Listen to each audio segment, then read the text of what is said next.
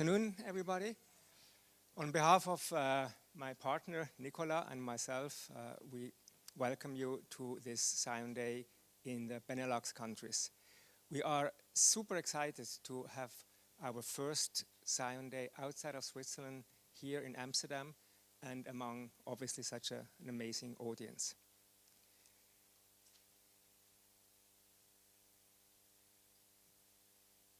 Great. So you know that we obviously organized Scion Day, but who are we actually really as Scion Association? We were founded in 2022 as a non-profit member-based association fostering collaboration between interested parties. We are an association governed under Swiss law with a board of directors, an advisory board, and actually most importantly 5 specialized committees in which the members can propose strategies and prioritize developments. That's a very important part of Scion Association, keeping in touch with its members. The members are basically 3 categories. On the one hand, we have our funding members, because they were essential in actually funding the association a few years ago, and I'm actually just going to read them out because they're really important. It's the Swiss National Bank, it's the SIX, the Swiss Stock Exchange, it's ETH Zurich, where the technology was actually developed, and a private individual. Without these people and organizations, we wouldn't have been able to start the association. Now, the meat and bread of the association are obviously our adopter members or our regular members, and they represent actually quite a good mix of ISPs, of users and researchers. And then lastly, we have the associate members, which are generally academic institutions and non-for-profit organizations such as ourselves. And it's a great pleasure for us to actually welcome our newest member, Bix, who just joined us a week ago and obviously very, very nicely here in Amsterdam. The association, as you know, is a non-profit organization, but there is a commercial arm that actually markets and sells Scion, which is obviously Anapaya, as probably all of you know. Now, our interest is to actually enable more companies to be like Anapaya's, to actually spread also the responsibility and make sure that we have a non-captive situation for people who want to use Scion. With that, I'm handing over to my colleague. Thank you, Luzius. And all right, so now that you know a bit about our story and background, let's look a bit at the technology Scion. So why Scion? Why is it today more important than ever? If you think about our current geopolitical and economic situation, it really demands that we pay more attention, that we have more responsibility when it comes to critical infrastructure. And when you look at critical infrastructures, you have to look at the supply chains. And of course, if you look at pretty much any of these critical infrastructures today, one of the main topics is IT. And then when you look at IT itself, if you start peeling all the layers of the tech stack, at some point you go down to something that is sometimes a little bit forgotten, but super important. And this is the network. And so we really have to think about it in a strategic point of view, because this is really important for even the autonomy of countries in terms of how keeping things running. And that's why the debate today has shifted really towards even digital sovereignty. Besides that, you have AI that is really revolutionizing the way that the cybersecurity landscape works. So maybe until last year, if you had a critical system, you could afford to wait for a week or 2 before taking it offline and applying some patches. But right now, AI is so automated, it's so much faster in exploiting these vulnerabilities that we do not have that time anymore. And that is why we need solutions that can help us to somehow deal with this attack surface. And that is a bit what Scion is doing, for example, by introducing, oh, they came all at once, by introducing these trust domains. So Scion is a technology built really from scratch to somehow enable trust between a set of telcos that join in a federation. And this is really baked into the protocol cryptography, into the protocol's governance at the technical level. Besides that, Scion is pretty much a unique technology in the sense that on the network layer, it gives you the ability to check the data path at every hop. And this is really distinguishing it from other technologies. This is quite interesting because these data paths give users assurance that the data will then actually follow that data path. And this is very, very important, for example, if you want to do things such as geofencing. And while the world is talking about sovereignty, we prefer to talk about optionality. What is important for us is that users have a choice. So you might have some workloads that need sovereignty, and then you can keep them on certain paths, and some others that don't. And this allows you to apply this concept on a more, let's say, fine-grained level to really where it matters. Last of it all, another key distinguishing factor for Scion is that Scion is built with a federation of telcos. So as a critical infrastructure operator, you're not relying on just one or two, but you can really blend in more than one telco. And this has really a lot of benefits for resilience, but also for performance, because Scion allows you to use these paths all at the same time if you want. And so this technology is now quite mature. You might have heard about it a few years ago as some research. Now this has gone through a lot of industrialization, and I'm very happy that today we have some of the early adopters that we could bring here from Switzerland to tell you a bit about their story, and I'm looking forward to their talk. Scion is based on collaboration. And as Scion Association, one of our mission is really to help and foster this collaboration across the ecosystem. And we do so from different angles. So first of all, we want to help our members being successful in the market. And we know that this is a new technology. It takes some time to understand it. So that's why we have been developing a lot of messaging, marketing. We do events like this one, and of course our members can support us and sponsor them at very, very favorable conditions. In the end, we want to have you as a long-term partner in pushing Scion rather than as a one-off sponsor. We also do a lot of adoption. We do a lot of outreach, especially when it comes to talking to various organizations, but also regulators and so on and so forth. We are also going to be providing some services to the Scion community as host of the Scion registry for when it comes to numbers that allow you to identify a Scion network. And this is a service that we will be taking over from July this summer. This will be also done for free for members. There will be a relatively small charge for non-members. Besides that, when we started the association, of course, we had to start from the foundations, and this is really the technology. So it is really important for us that the technology stays open, that there are open technical specifications, so that anyone who wants to implement it, as we mentioned, more companies like Anapaya, that they can do so. And that is why we have been pushing Scion specifications through the IETF. It has been a very long process. Now we are actually approaching the finalization and we are getting closer to the RFCs. And we do that really as a way to make sure that the technology is open and trusted by the adopters. Last of it all, Scion is an open core technology. So the core implementation, the reference implementation is open source for anyone to see and use.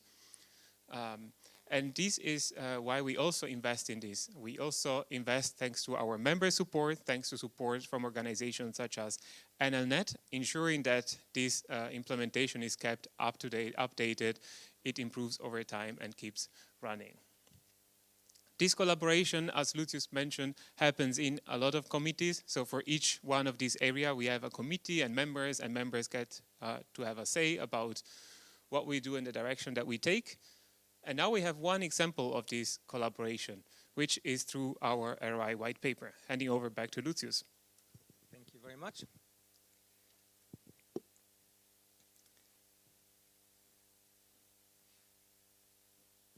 So as you have seen and undoubtedly know, the Scion technology is very secure and reliable. But how about the financial impact of the Scion technology? How financially feasible is it to implement? And so, together with our members of Anapaya, of SIX, and of Eranos, we actually tried to do a cost-benefit analysis based on some very concrete use cases. These use cases are, on the one hand, replacing lease lines with Scion. It's replacing MPLS with Scion. It's using the Scion versus SD1, and it's also using the Anapaya gate for remote access to secure networks. And surprising, or actually not surprisingly, but it was actually astonishing for us, the financial benefits are really huge. They're up to 1.3 million Swiss francs, and with some quite impressive return on investment figures. So Scion is absolutely a financially feasible solution. The findings of all of those investigations, they are summarized in a white paper, which we published actually yesterday, and which you can download from our website. It's really an impressive piece of work, because for the first time we actually are able to quantify not only the security benefits, but actually the financial benefits of the Scion technology. So if you have any questions, you can either probably ask them right now, but we'll both be available in the booths and certainly at the APRO afterwards for any further questions and discussions with us. Thank you very much. So I was asked to talk a bit about the evolution of Scion and some projects that we're working on from the research perspective. There'll be other talks that talk more about the commercial aspects. And so let me talk a bit about sovereignty and two specific research projects in this space. So just to remind people a bit, so the goal of Scion was to create high availability connectivity on the public internet, even in the presence of adversaries. So this is a pretty loaded sentence, but having been in research for many years and working on network security, it's extremely challenging to provide very high availability, especially when, of course, adversaries are present, but also on public networks, on a regular public internet as we know it. And so that was the main goal of Scion since the beginning. And just very briefly to provide an overview how it works. In Scion, we have these isolation domains. These are these colorful ellipsoids you see here. And essentially, the small circles represent autonomous systems, like an ISP. And so you see they are grouped into what we call isolation domains. So they don't isolate the traffic, but they isolate the failures. So you already see the base of Scion was a sovereignty thought in order to isolate operations so that your own operation cannot be perturbed by other entities. And so a big difference in Scion is that the system finds path segments. So sorry about lecturing a bit for a minute. Well, I'm a professor, I guess, at ETH. So we have, in essence, every routing system has a control plane and a data plane. So in the control plane, it finds the paths to destinations. It establishes the connectivity. And so in Scion, instead of having forwarding tables, Scion creates path segments. And so routers essentially then just follow the instructions as you see later. So there are no more forwarding tables as in traditional networks. And so the control plane identifies and disseminates these path segments that you see here. So we're looking at a case of a host in F communicating with a destination S. And so in this example, the entity only got these 6 path segments, so it's not so interesting, but as an example, you can see that there's already 2 paths available with these path segments. And so these paths then get encoded in the packet header along with some cryptographic information to provide a range of security properties. So what's exciting is that the routers themselves become very, very simple, and they follow these instructions. And you see this looks very simple, and it's supposed to be simple, right? That's, otherwise, if it's too complicated, a technology will very likely not be adopted. But despite the simplicity, there's a lot of power in having these path segments, and a lot of the properties we'll be talking about today essentially are based on having such a, what we call packet carried forwarding state, where the packet knows its way through the network to the destination.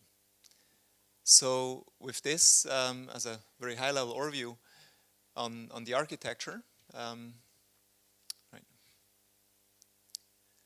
So in essence, right, despite the simplicity, there are a lot of benefits to Scion. So the first one is sovereignty, and I'll be talking a bit more about this, essentially enabling connectivity despite external perturbances, right, or perturbations. Also, there's a host of security properties, and so here the whole Scion architecture was actually designed with security in mind. And so when people ask what are the three important properties of Scion, the answer typically is security, security, and security. So really every aspect of the protocol was designed specifically to prevent attacks, to provide stability and resilience, reliability, and so on. So other properties include stability, the fact that you can control the paths that you're using, protecting against DDoS and a variety of routing attacks, but also performance. So in some cases, Scion can provide better performance than the internet because of the multipathing system and the optimization that it enables to select the best possible path. We'll see an example, a concrete example of this also in this presentation. So essentially, for sovereignty, I was talking about these isolation domains, how they enable the local definition of trust routes. And this is important because in many internet protocols, you have more hierarchical establishment of trust routes, and so that creates external dependencies. And by being able to create your own isolation domains, or creating an isolation domain and then locally defining these routes of trust, you eliminate these external dependencies.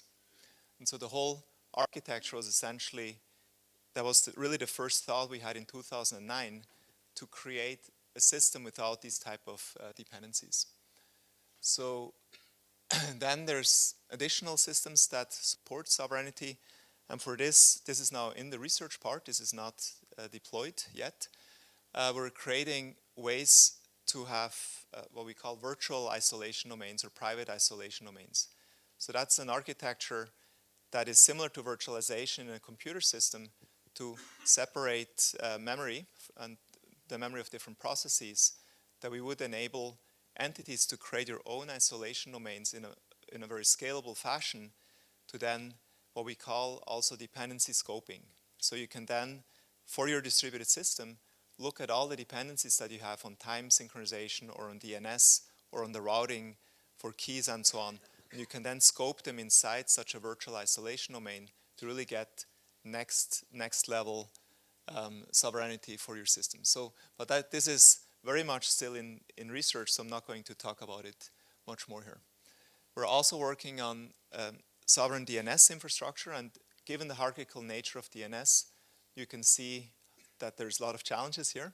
So this has also been a project that has been there for many years, but recently we've been making a lot of progress and also working on, especially with respect to this dependency scoping, that for your DNS system, you can figure out for your critical infrastructure that you have no external dependencies on DNS.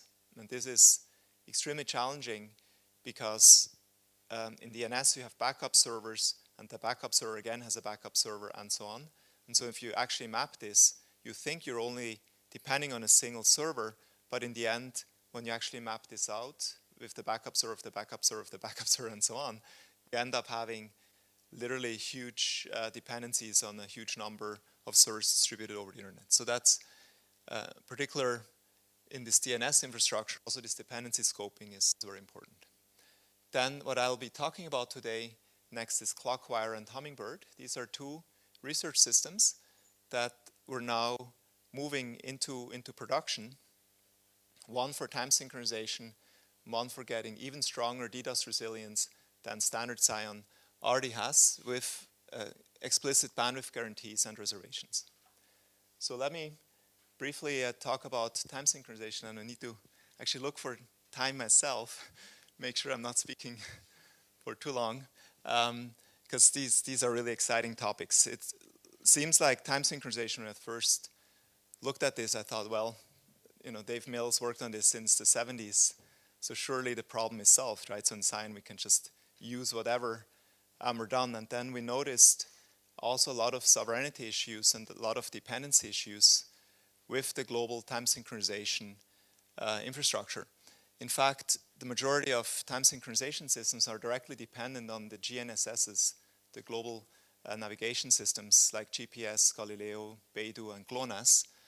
And here we see they can be jammed, and this website maps GPS jamming. So jamming is not the only issue, but also there can be falsification of GPS information and so on to actually shift your clock. And so that was the beginning of this research, where we looked at ways to improve time synchronization, also making use of Scion properties. And here we see the public internet has many advantages, such as flexibility and cost. But then if you do want security and control, people have been selecting leased lines or dedicated networks. And Scion is the combination of the two, right? It gives you the best of both of these worlds. And so in Scion, now when you do a time synchronization, you can now also optimize your paths based on which path gives you the best time synchronization accuracy. So it turns out latency, end-to-end latency is unimportant for time synchronization. It's purely the asymmetry of the paths and the jitter that affect the error in your time synchronization. So now with Scion, already you see the path can be reversed, right? So these path segments, when the receiver receives the packet, can reverse it to go back exactly the same path. And I'm sure, as many of you know, in the internet, this is not the case.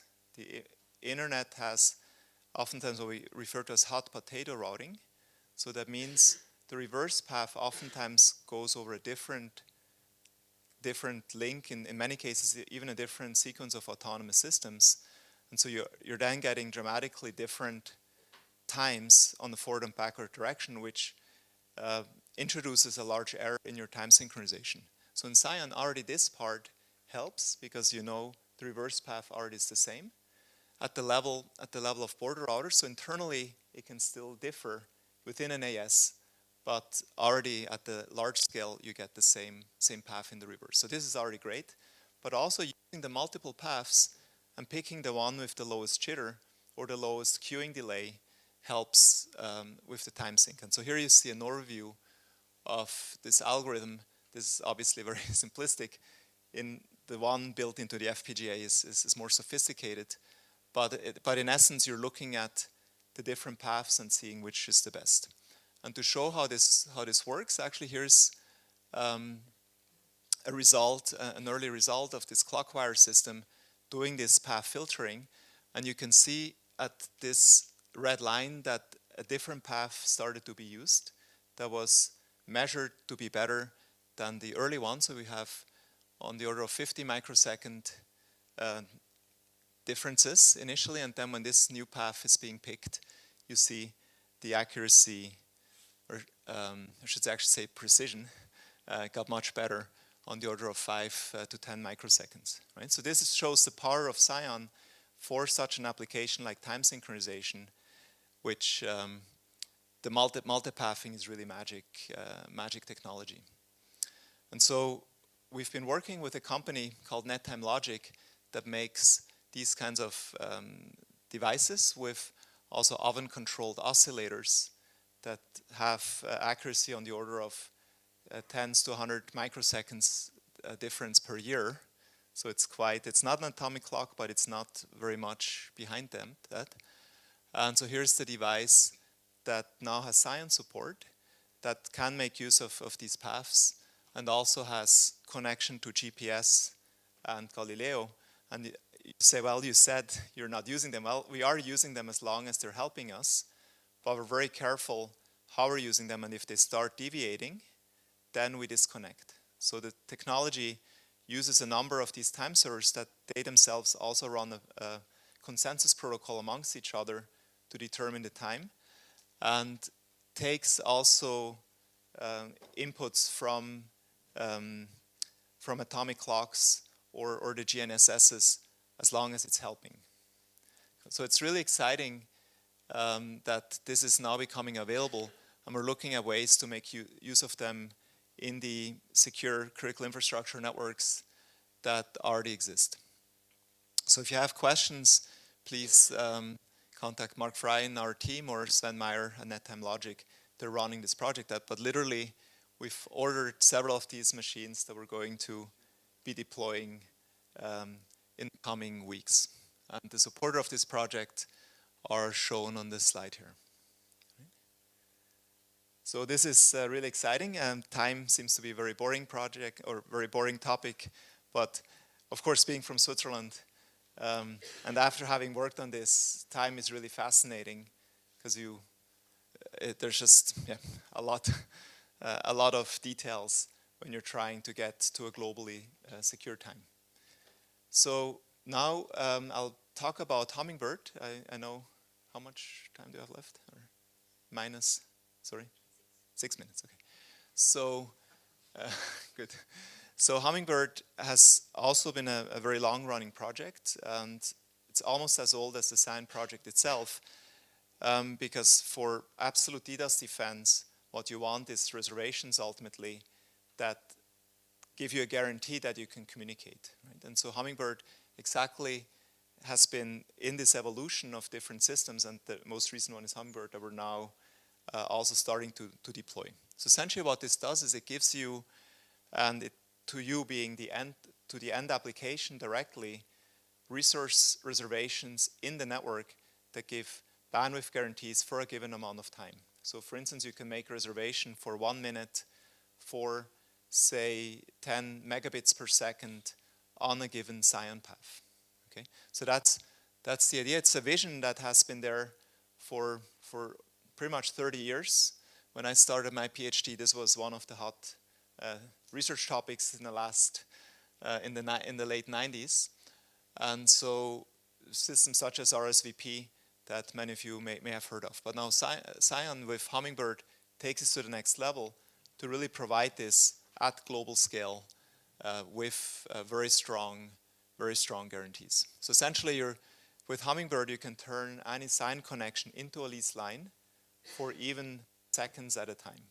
Okay, so imagine you're a doctor and you're performing remote surgery, and this really happens. It's pretty scary and this is going over the internet in many cases.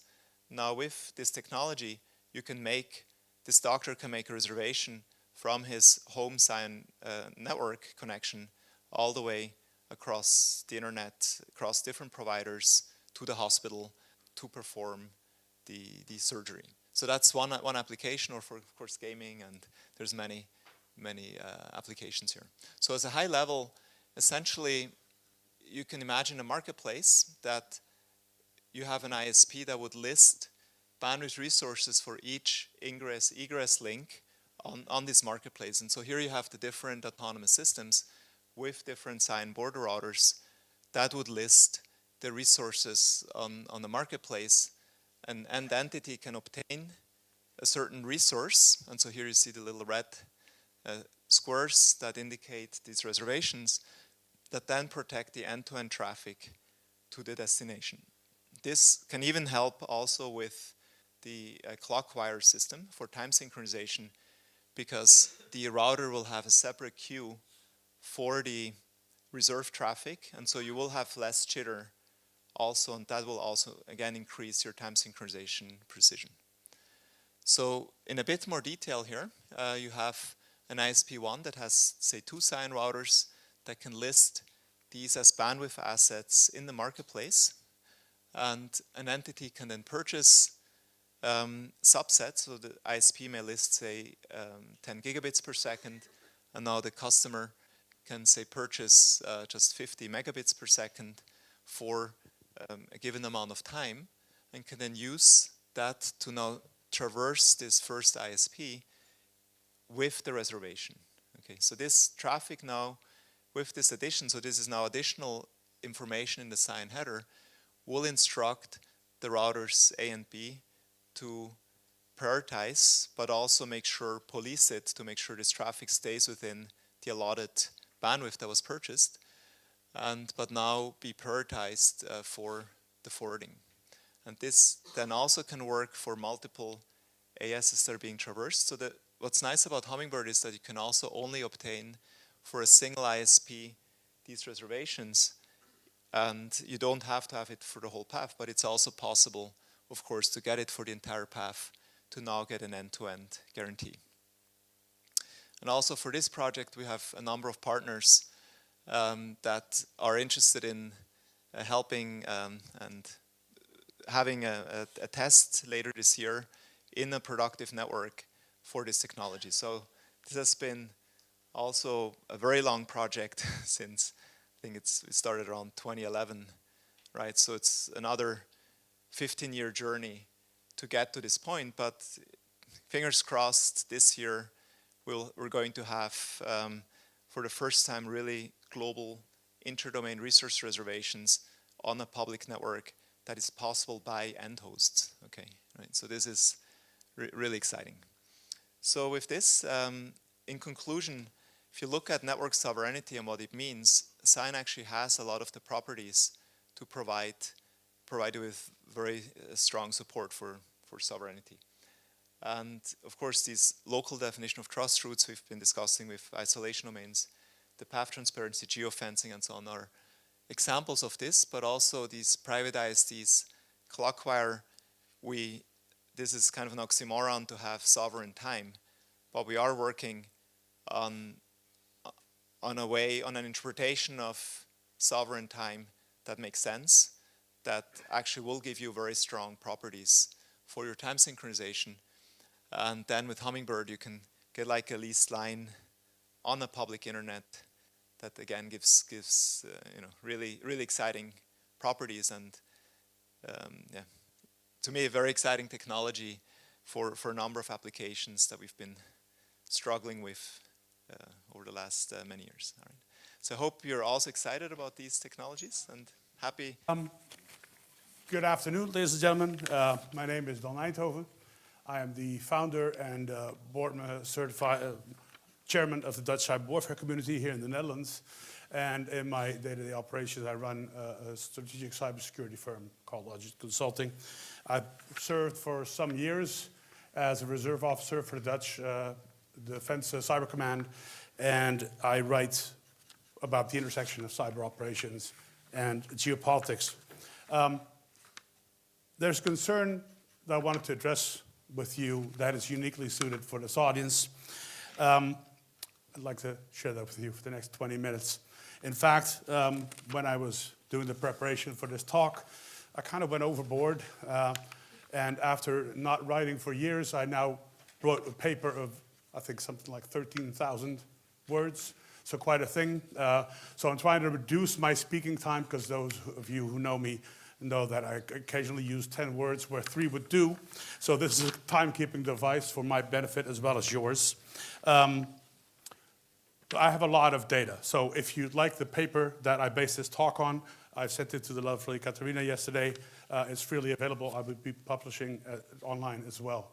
So feel free to ask about it. Today, I'd like to talk about 3 players, 1 stack, and the part of the picture I think the cloud sovereignty debate has been quietly missing. I will walk you through the Russian, the Chinese, and the American vectors as they look now, lay the European response next to it, and make one observation about where our conversation is taking place and where the actual attacks are taking place. The two are not the same. So let us begin where the story sits most clearly in the public mind, the Baltic Sea. I'll take you back to Christmas Day, 2024. A Cook Islands flagged vessel called the Eagle S leaves the Russian port of Ust-Luga, and hours later it drops anchor in the Gulf of Finland, except it doesn't stop. For 90 kilometers, the anchor drags across the seabed. It severs the S-Link 2 power cable between Finland and Estonia and damages 4 data cables alongside. 90 kilometers. The longest single ship anchor drag in public record. The crew claims it was an accident, except it wasn't the only such accident. October 2023, a Chinese cargo ship damages the Baltic Connector pipeline. November 2024, another Chinese vessel severs cables between Sweden, Lithuania, Finland, and Germany. Eagle S is the third. And then Perrig in December last year, then Svetoji Lipaya in January. And the Finns call this the shadow war in the Baltic. NATO has stationed a permanent mission called Baltic Sentry to surveil it. Now, last October, the Helsinki District Court ruled that it could not prosecute the Eagle S officers. The Law of the Sea, Article 97, reserves jurisdiction to the flag state. The flag state, in this case, being the Cook Islands, with a population of 17,000 and no functioning maritime court. The case will not be tried. So this is what plausible deniability looks like in 2026. A flag of convenience, an opaque shell company, a jurisdiction designed to evaporate the moment anyone asks any questions. None of this, unfortunately, is new behavior. Russian cyber doctrine as an instrument of state power goes back to at least 1995, when Colonel Vitaly Tsimba argued in a Russian General Staff journal that cyber attacks could function as a substitute for nuclear deterrence. In fact, that it was cheaper and more deniable. In 2013, Chief of General Staff Valery Gerasimov published what the West would later call the Gerasimov Doctrine. And non-military means, he wrote, have come to play a decisive role and in many cases have surpassed the effectiveness of weapons. Sabotage, espionage, and influence are not 3 separate Russian programs. They are 3 threads of the same campaign, and they reinforce each other. Let me show you the other 2 threads briefly. Oh, there's some delay. By the way, Swiss and timekeeping. Who would have thought, right? So the middle campaign is an operation the Dutch intelligence services called Laundry Bear. From September 2024, an unknown Russian actor breached the Dutch National Police and exfiltrated work contact details of essentially the entire workforce. The AIVD and MIVD jointly attributed it to a previously unknown Russian actor, distinct from APT 28 and 29. The right-hand column is influence. Voice of Europe was a media outlet founded in the Netherlands in 2016, operated for about 3 years, then went dormant and was revived in 2023 from Prague. In March 2024, the Czech intelligence services confirmed that it was run by Viktor Medvedchuk under tasking by FSB's 5th Service. The EU sanctioned it in last May. Members of European Parliament for 6 member states, including the Netherlands, have been paid for favorable coverage. So here again we see it, a Dutch shell, a Russian financier, a Czech address, paid MEPs across 6 EU member states. None of this, is my point, operates inside Microsoft 365. None of it sits inside the cloud sovereignty debate we are currently having. Our own Director General of the AIVD, Simone Smit, wrote in the foreword to the 2025 annual report published last month, in the 80 years the AIVD has existed, there has not previously been a threat picture like the current one. 80 years. Read that carefully. So now, the player operating at industrial scale. In 2024, the United States disclosed that a Chinese state actor sponsored group called Salt Typhoon had compromised at least 9 major American telcos: Verizon, AT&T, T-Mobile, and 6 others. Senator Mark Warner called it the worst telecom hack in US history. Last August, 13 countries, including the Netherlands, issued a joint statement about it. 3 Chinese commercial entities named as front companies of China's Ministry of State Security. 200 organizations breached across 80 countries. Active since 2019. Still active today. In the Netherlands, our services have publicly named smaller Dutch ISPs and hosting providers as targets. TU Delft was also confirmed. Last month, Italian press reported IBM Italy's subsidiary breached. While attribution is still tentative, the signatures seem to match. This is not surveillance for surveillance sake. This is positioning. They are sitting in the telecommunications backbone with credentials, the topology, and the routing of every flow crossing our continent. 6 years. The Americans only noticed it in 2023. So how do they get in? Well, it's not through Office 365. It's not through Azure or AWS. They get in through the edge of your network. Cisco IOS XE with the 2 CVs in 2023. Citrix NetScaler. Darktrace flagged the European telco compromise via NetScaler just last October. Ivanti VPN repeatedly exploited through 0 days. Fortinet, Palo Alto, same class of perimeter device. The same access pattern. And what do our own services say is coming next? Well, the MIVD public annual report published 3 weeks ago assessed that Chinese cyber campaigns will continue to focus on routers, firewalls, and VPN solutions. The perimeter devices on which most organizations still rely. This is not happening in Microsoft 365. This is happening one layer down. Now hold that thought, we're coming back to it at the end. So the third player I'd like to address is the United States. And because there's so much to say about it right now, let me be precise about what I'm claiming. 4 legal instruments together produce the picture I will describe. The Cloud Act, infamous Cloud Act, which compels American providers to disclose data regardless of where it is stored. FISA Section 702, which permits warrantless surveillance of non-Americans located outside the United States, meaning you and me. Schrems 2, which struck down Privacy Shield on precisely those grounds. And in 2025 and 2026, a series of executive orders weaponized those instruments against European institutions, not criminals, institutions. So until early last year, all of this was largely theoretical. There was scholarship on it, there were warning papers, there were lawsuits. In operational practice, the kill switch had never been used against a European institute. Well, in 2025, it stopped being theoretical.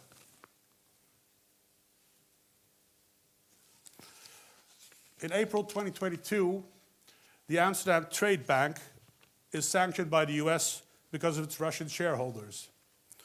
Microsoft and AWS withdraw access within days. Court-appointed trustees cannot reach the bank's own records because they sit inside Microsoft 365. This is a well-documented Dutch precedent, but oddly, largely ignored. Now, 6th of February 2025, Executive Order 14203, you know this story. Trump sanctions the International Criminal Court's Chief Prosecutor, Karim Khan, by name. Criminal liability is extended to any company providing him technological support. 3rd of May, Brad Smith of Microsoft visits Brussels with a 5-point pledge, 3 months after the Khan executive order.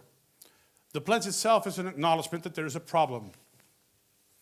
15th of May, the AP reports that Khan's Microsoft Outlook account has been disabled. 12 days after the Brussels pledge. The ICC migrates to Proton Mail and then to OpenDesk. June through December, sanctions broaden. 4 ICC judges in June, 2 deputy prosecutors and 2 judges in August, and 2 more in December. I hope you see this is a pattern, not an incident. In February this year, Microsoft's chief legal officer tells the UK House of Commons that it cannot guarantee the data in its European data centers will not be compelled by US authorities. It's the same admission that they gave earlier to the French Senate. Concurrently, Hexeth pauses US cyber operations against Russia. The Cyber Safety Review Board is disbanded. Salt Typhoon sanctions are withdrawn. Signalgate happens, and each of these can be argued in isolation. Together, they describe a country in retreat from its role in transatlantic cyber defense.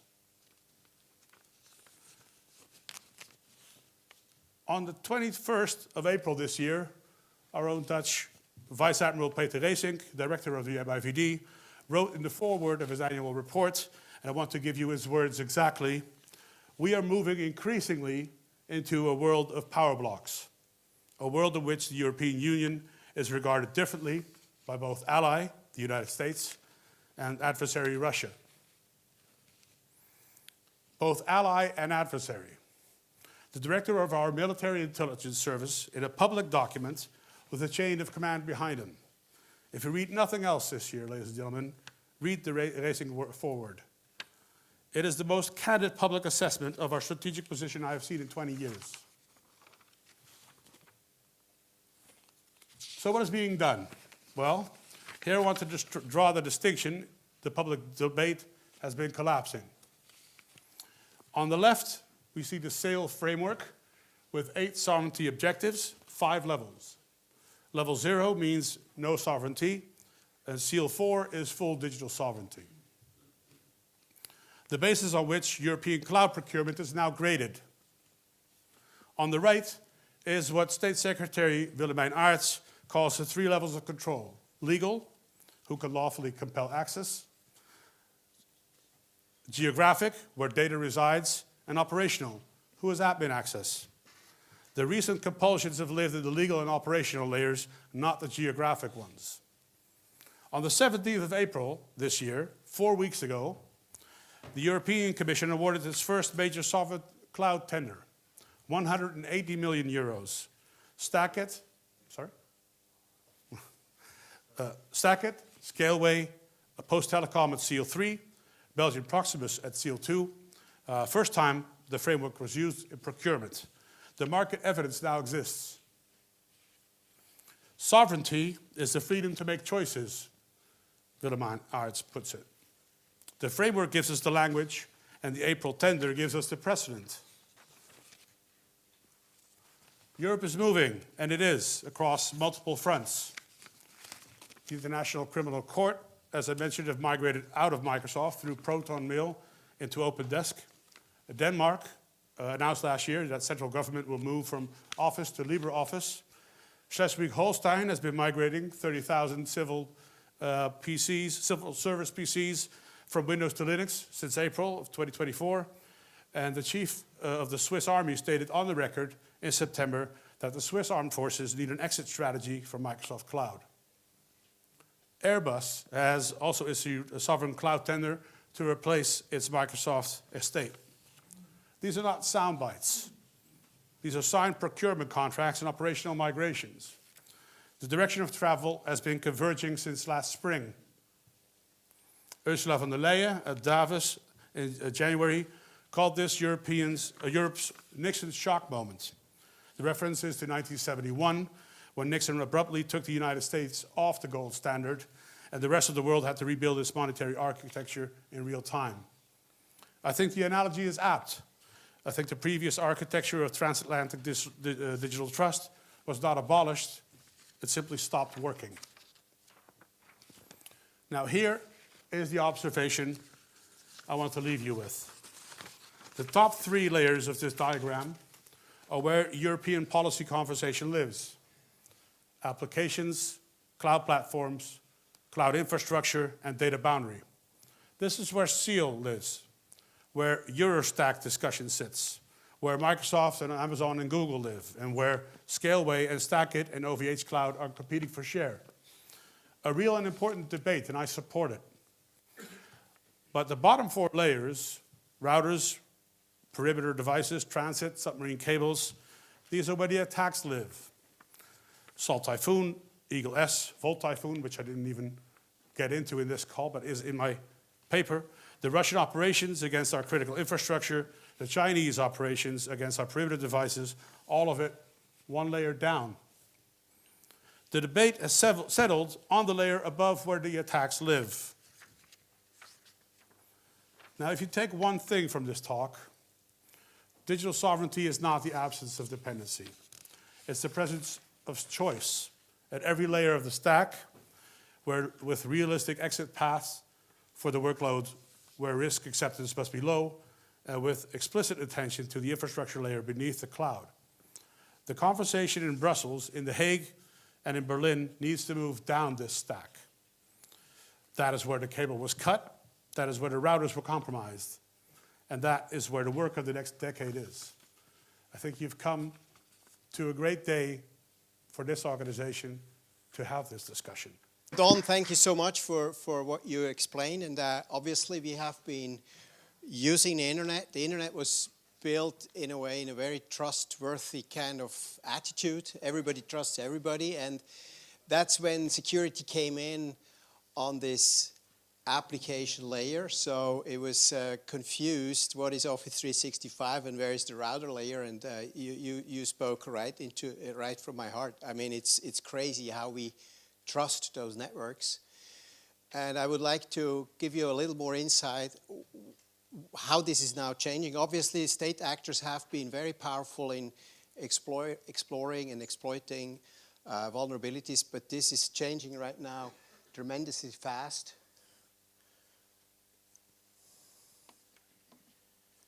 Oops. Yeah, no, that's good. Yeah. System might not be Swiss. Yeah, no, it's actually an American laptop. So, but anyway, you see the AI-driven cyber attacks are exploding right now. Obviously, I mean, we are all using AI to do everything we want to do every day, and this is also happening now on the attack side. I think AI is the sharpest knife we could possibly give to the attacker landscape, and actually, it's also a pretty okay knife to defend, but not as sharp as it is to attack. And it's crazy to see that, you know, the National Cybersecurity Center in Switzerland, they basically say, well, you know, this is just the beginning. It gets much easier to attack. It gets much easier to create attacks, and then also to find vulnerabilities and also exploit vulnerabilities. DDoS become super easy to execute. You can automate these attacks extremely easily. And what was pretty scary was this article when then AIs are basically engineering exploits overnight, and you don't even have to understand what these machines are doing for you. So you just have to tell them what evil ideas you have, and then they help you to do it. So I think we are at the beginning of a very dark era, where exactly the problem we just heard, the separation of networking and application, is not really given, that these attacks are becoming brutally fast and also very powerful. One important reason, it's the Internet of Things. We are connecting so much cheap equipment currently to the internet that is easy to attack, that is easy then also to be used as an attack vector. And this entire growth of the IoT is obviously fueling DDoS attacks. It's also fueling other attacks. And this is not a good trend. We believed, when I was studying the internet like 100 years ago, that the internet will at some point slow down in growth. But this is not true. The internet is currently growing faster than ever because of IoT. And then obviously 0 days, you know, I was building over the period of about 20 years an SD-WAN operator. Globally, we have been operational in more than 180 countries using the internet for connectivity. And I remember 2 or 3 0-day vulnerabilities we have been confronted with. And now with AI, you find these zero-day vulnerabilities so easily and fully automated that every child can suddenly run scans against infrastructure and find those, and then also create an attack vector around it. And then you could say, well, let's bring this security equipment in place. Let's isolate our infrastructure from the internet with filters, with all these security applications. But unfortunately, this is the equipment introduced into 0 days, making you vulnerable as well. So I was completely puzzled to see that Netscaler 8 0-day vulnerabilities since 24, Palo Alto 4, Cisco 12. We had a brutal one a week ago. This so-called authentication bypass vulnerability means like you just log in. Ivanti 10. Ivanti is widely used in military applications and financial services sector. You would think, well, that's the most secure part. Cato, Fortinet, they're all, it's not a question if they have 0-day vulnerabilities. It's just a question how fast can we find them. And currently it's easy to find them. And these are the victims. I mean, Boeing, ICBC, UK government, they have very strong, very good people working on cybersecurity, but you have no chance against these machine-driven AI-driven attacks. No chance. You might have luck, but you cannot win. And then, you know, this Ivanti 0-day exploit, that's a machine that is, we are looking closely into that. We have a lot of data on that because it's widely used also in the financial services sector in Switzerland. So they had already a 0-day in 24, and January 10th, 24, 5 days later, 1,700 companies have been compromised using that 0-day vulnerability. And this is so scary. You know, if you find an attack entry, you can access fully automated. And this is really weaponizing the whole internet industry in a very bad way. So we have a pretty great and pretty radical proposal here in the Scion community. Let's not use the internet. And every time you say this to people, what's your biggest risk in your company? And then you know, finally it boils down, well, the internet. The internet is our biggest risk. And then you say, so why are you using it? Well, there is no alternative. There was no alternative. Now Scion, there is a real alternative not to use the internet. You can use the internet infrastructure, sure, but not the internet protocol. It was not designed for critical application.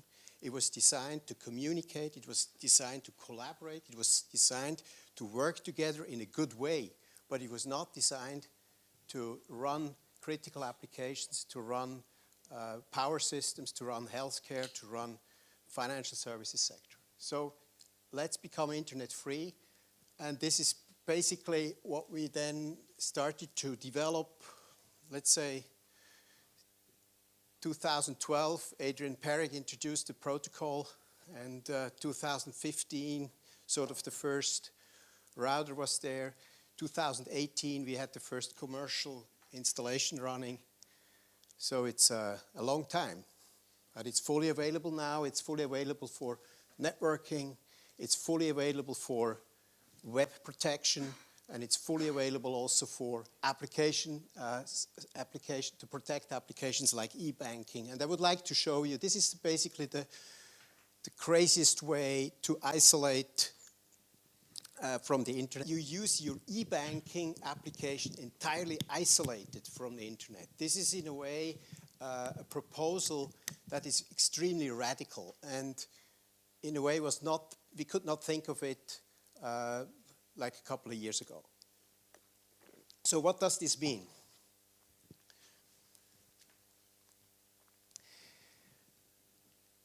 You can think of the Scion internet as using the internet, just you and your customers. being entirely isolated from all the other participants in the internet. And this is an extremely strong value proposition the moment you say, I would like to use the internet, but I would like to isolate me with just my customers entirely from the internet. And the way this works is you put your infrastructure, your critical infrastructure in the Scion internet, and you don't share any routing information to anyone else. So this service is entirely dark. This service is not accessible, not within the Scion internet, not within from the other internet. It's just isolated. Now you have users, and they have their e-banking app. And these e-banking apps will find Scion network access points. And these Scion network access points then say, okay, I recognize you as an e-banking user, but I don't trust you. So the only thing I will allow you, I will connect you to a hidden path service that verifies that you have a subscription as an e-banking user. And from there, you then get connected to an authentication infrastructure. And there, you have to make sure you can identify yourself as a user. Only then, the hidden path service will give you one single route to your e-banking service. So this is now the first time the e-banking application will share routing information with his one single user. And then obviously, the hidden path service will allow routing information with all the users that can authenticate themselves. But like this ecosystem just talks with each other without having any exposure to anyone else. So if you have an attacker, well, he might be able to connect to the hidden path service, but that's it. And this is now obviously very exciting, especially in the financial services sector, but also we have a great footprint now in the healthcare sector. Healthcare is extremely vulnerable because usually there's not so much money to protect these systems. There's a very heterogeneous infrastructure, very hard to protect. So Scion provides perfect properties to isolate these infrastructures. And then also we will hear later more from the, from the utility sector. Utilities have been using their own networks until we started to have apps controlling charging stations, solar panels, heat pumps. So all these very strong consumers or even power providers are suddenly exposed to the internet and create a brutal attack vector for our grid stability.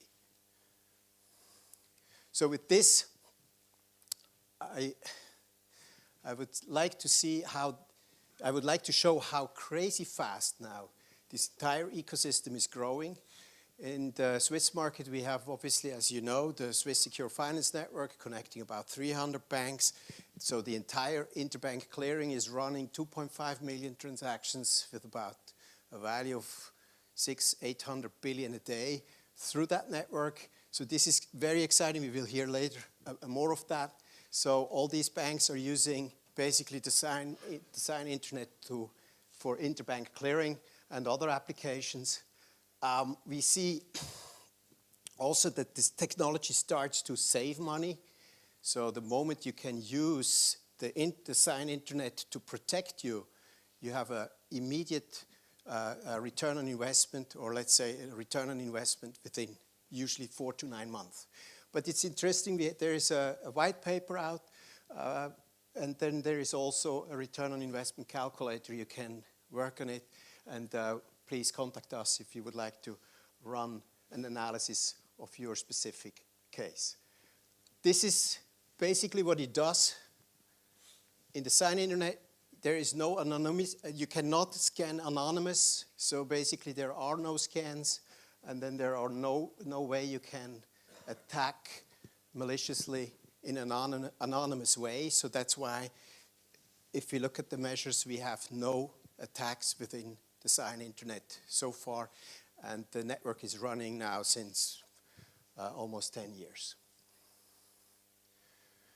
This is the team from Anapaya. We are trying to support the ecosystem. We are trying also to come up with strong business cases, lighthouse cases that will help Europe to get faster traction on this new technology. I believe it's extremely relevant that we try to push this fast. We all knew that the internet will turn toxic at some point with the size, but we haven't expected how fast this is now accelerated with the force of AI and the force of IoT against our critical infrastructure. And obviously we are unfortunately in a world where I believe we have to hurry. Group is more than the stock exchange, it's also payments. That's where I sit. And payments, of course, is vital to a country's economy. We are mission critical, we are infrastructure that needs to work, so we are very carefully moving forward when we touch things. We have to be absolutely certain that things will work. Here we are. And payments, unless you pay with coins or muscles, need communication to exchange information between A and B. And in a digital world, for digital payments, you need a network, a digital network that actually works. And as we've heard before, and I'll try to be fast about those aspects of my presentation that have been touched before, networks don't always work. They might be under attack, interesting, frightening, but there could be just components that don't work. Or there could be construction work and the cable is being affected. So there are different reasons why something is going wrong, and all are legit to look into this. Our interest came from two angles. One, let's protect against attacks. Two, in a world where we move to instant payments, we need higher availability. In the past, payments started today, settled tomorrow. You have enough time to allow for downtime, end of day processing. Now 24/7, the thing needs to work, and in milliseconds. And that, of course, raises the bar in terms of availability and robustness for us. Not everything is about attacks, and that's important. When you're working with the Swiss National Bank, cost, fortunately, is not really a factor, but it's still a good reason. I'm skipping this, we've heard this before, right? The network, Scion technology is amazing, but to get it down on the ground, you actually need to take a few steps. First, there's the idea, that's where Adrian came in. Then we need products, commercial products, not open source software. Martin and the whole team of Anapaya are suppliers of that. But industry-grade application for critical infrastructure needs rules, it needs roles, and a lot of paperwork that needs to be really thought through so everything works. And it did work in the end. We had 0 interruptions since we started. Doesn't mean that all the users always work, right? Even we have been down for a moment, but the network was always there. If you were running and your counterpart was running, you could communicate over the network. So, whom did we bring together? Us. How did this work? Thomas Jordan and our chairman were sitting at a table, and Thomas Jordan said, it's time to make this real. In the past there was experiments, now let's do it. Our chairman says yes, turns to the side, talks to my boss, you should take care of this, Marco. Marco turns to the side and says, Cornelius, you should do this. There wasn't anyone sitting next to me. We had the National Bank on our side, which is super important for various reasons. Smart people, unlimited funding, and they have a stick. If they want banks to move, they say so, and the banks say thank you. That is really, really helpful. In the Netherlands, I would be delighted to have a discussion with the Rijksbank, but also looking at the financial center here, there is a tendency to occasionally work together without being forced to, which I admire, and I'm hugely jealous, for example, for Geldmaat. I wish we had that, or Batapa. Anyway, we needed Anapaya as a partner, obviously. We needed telcos, super important for such a project. Back then, there were no Scion-enabled telcos. And we really had to convince them. It worked. We are thankful for that. We also hinted that if they don't move, their competitors will, which they luckily believed. And without the telcos, nothing would have helped. Plus, of course, you need a few banks to join in, and they remain unnamed. So, why the National Bank? Here we are. It's not just that Thomas Jordan is visionary and was interested in the technology because he was on a foundation board. It's also part of their mission, right? In today's world, their mandate, trust in money, needs a working system, connectivity, being up and working. So it was actually natural for them to be interested in this, and that's also what brought them to give us a hand in implementing this. I'm still not pressing this hard enough.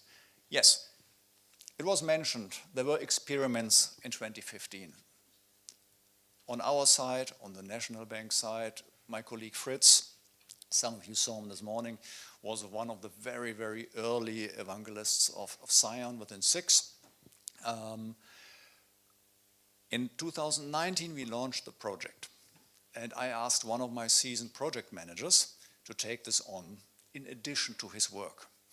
And to this day, he tells me, maybe it was a bit more work, because I told him it's half a year, 20% of your time, you can do it in parallel. It was 2.5 years full time. But this was for the good of everyone, because we went live and the work products are actually available. I come back to that. Right. What did we build? Governance. Super important. Who decides who can join our network? Right? Is it the National Bank? Is it us? Based on what conditions? That needs processes, that needs documentation, ceremonies. All this has been hammered out in excruciating detail in a handbook that prescribes from A to Z what needs to happen for that. What roles do you need to have to approve members, to change the regulation, and so on. This is important. But it's on a level where it can be audited. And critical infrastructure needs to be at that level. Right? Then, processes. Just a simple example. If someone installs an update, how does this work in this context? It needs to be thought through. Right? I mean, everyone thinks we know how to install updates. But in a live network that cannot afford any downtime during this installation, how do you do this? Not technically, but administration point of view. So these things were solved. You need the actual technology. What product? You need certificates, lots of them. And there wasn't a certificate authority available for us on that level. The large hyperscalers weren't interested because the market was small. So we built a certificate authority, which again needs processes and testing. Security checks, just 2 words, but that was probably one of the 2.5 years worth of work. Because we were audited. National Bank can afford it.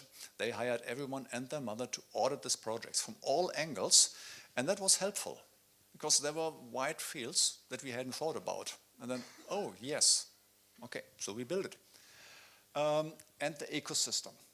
I mentioned you need a few banks and you need a few telcos. In the end, you need a lot. Before I come to what you need in this ecosystem, the work products that we developed, just mentioned here, are available. Under public license, you can use it. It will be available for download very soon. There's just, I don't know, whatever tiny step missing. But if you care about this, this is helpful stuff. And I'll come back to it to show you how it helped elsewhere. The ecosystem has different roles, if you want. And if we make the slide fuller, then you see the voting members, upper left. That's the big boys. National Bank, us, and Switch, which is the academic network. It's kind of a telco in Switzerland and doing some other things. Not commercially interested. Those 3 decide on the rules, on the participation, etc. You have the actual users. This is the number 90 or 300, depending on how you count. I'll come back to that. You have the telcos, and the number has grown over time, which is super. And it's growing internationally, which is even superer. And there is a page that shows these rules, and it has about 150 logos on it, which shows you how much this is growing. You need solution providers. It's Anapaya. For us, it's also LibC, a company that sold us the technology to build this certificate authority. You need consultants like Eraneos, present here today, and so on. And to foster this ecosystem is what needs to be part of such a project. Because you can't build it alone, you need to figure out whom do we want to have at the table and by when, and how can I make them jump? What's the argument to get them in? A few fun facts. Zero downtime, I've said that. We had various guesses at the number of transactions on an average day. It's 5.1 million. Also, the volume, which is just a number, right? Every transaction needs to go through, but the volume is above 200 million billion Swiss francs per day. I'm starting to mix the number up. And that's payments alone. But if you look at the sixth group, which is the stock exchange, which is post-trade, which is financial information and us, then all services, or almost all services, are available from 3 business units, except for the stock exchange. Latency topics, etc. So they're not yet on SSFN, but everything else is reachable, which is also helpful. We have about 90 participants on SSFN that have a direct SSFN approach, but then many banks don't connect directly, but via service bureaus. That brings us to 300, just in case you're wondering. Big enough for what we need. And it was mentioned earlier today, super important for us is the availability. And if you have redundancy, and then you should have redundancy, and then one provider, or on your side, one router also goes down, or you switch it off for whatever reason because you want to exchange it, the switch over is important. And the switch over in the past internet with BGP could take some time, but eventually the internet would switch over, which is absolutely beautiful as an idea back then. Not on today's KPIs that we need to apply. And there was this great moment when we wanted to test switch over, is it working? And then the person kind of with the switch said, so do you see anything? And they said, oh, you have started already. It's not noticeable. There is no session restart, which for us is really important because to have a 1-minute delay means you can do the math, many instant payments being rejected because they just don't get through within the time interval allocated to an instant payment to go through. That topic is gone. If you have redundancy, the next path is there immediately, which is really important for us. The white paper, some of you might have heard there was this white paper. It has been mentioned about 5 times today. Super cool. And of course, your reality will be different. These are case studies that we believed are meaningful, but mileage may vary. And it was not of concern to us. It would be interesting to do the math for SSFN actually, for the whole financial center, but we didn't. It's convincing enough for us the way it is. And now the fun part. So we started with academics, and that's established and sometimes a bit overlooked because I boast, yeah, we're commercials, but these are actually many universities that very, very reliably run on Scion networks, right? Shouldn't forget. But then it's us, SSFN, and then there are those that were built based on our stuff and were built within a month. Just by cloning, basically taking the manual, going through it, applies, this we need differently, right? And if you look at the 3 sectors we have here, they are all critical. Health, this is very, very relevant personal data that can't be compromised. Electricity, needed somewhat for the internet, and many other things, right? And then electronic payments. When I say payments, we are more for interbank payments, right? But there's the payment from merchant to the card network and the acquirer. This also cannot stop because if you look at today's supermarkets, all of a sudden you can only pay in cash.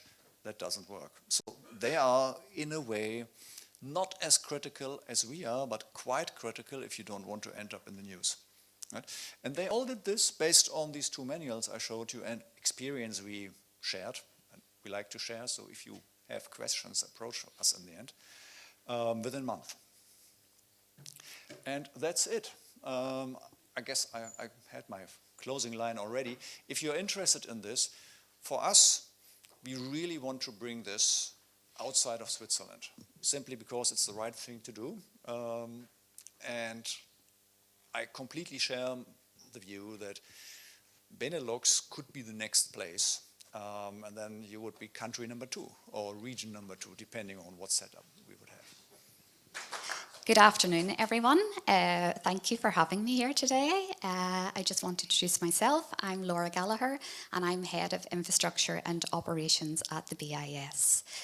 So I want to tell you about our journey with Scion to date and why we're thinking and evaluating Scion for our future network and security strategy. So before we do a deep dive into Scion, I'd like to tell you a little bit about the BIS, because I'm sure many of you are not aware of who we are. Everybody seems to have a problem with this clicker.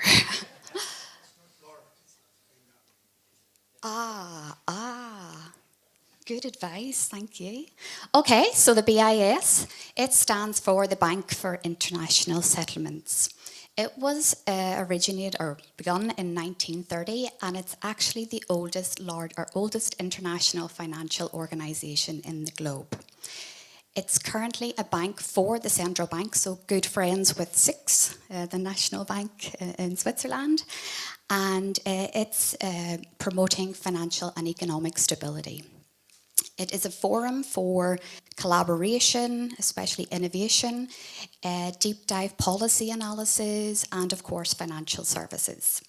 So one of the key things that we do within the BIS and our central banks is we exchange sensitive and confidential data. Bearing that in mind, we really have strong requirements for security, which you've heard many times today, confidentiality, availability, and of course resilience. So this is one of the reasons why we took to investigate Scion. So why Scion? I think you've heard many times today why we and everyone else should be looking at Scion. If we look back to whenever the internet began,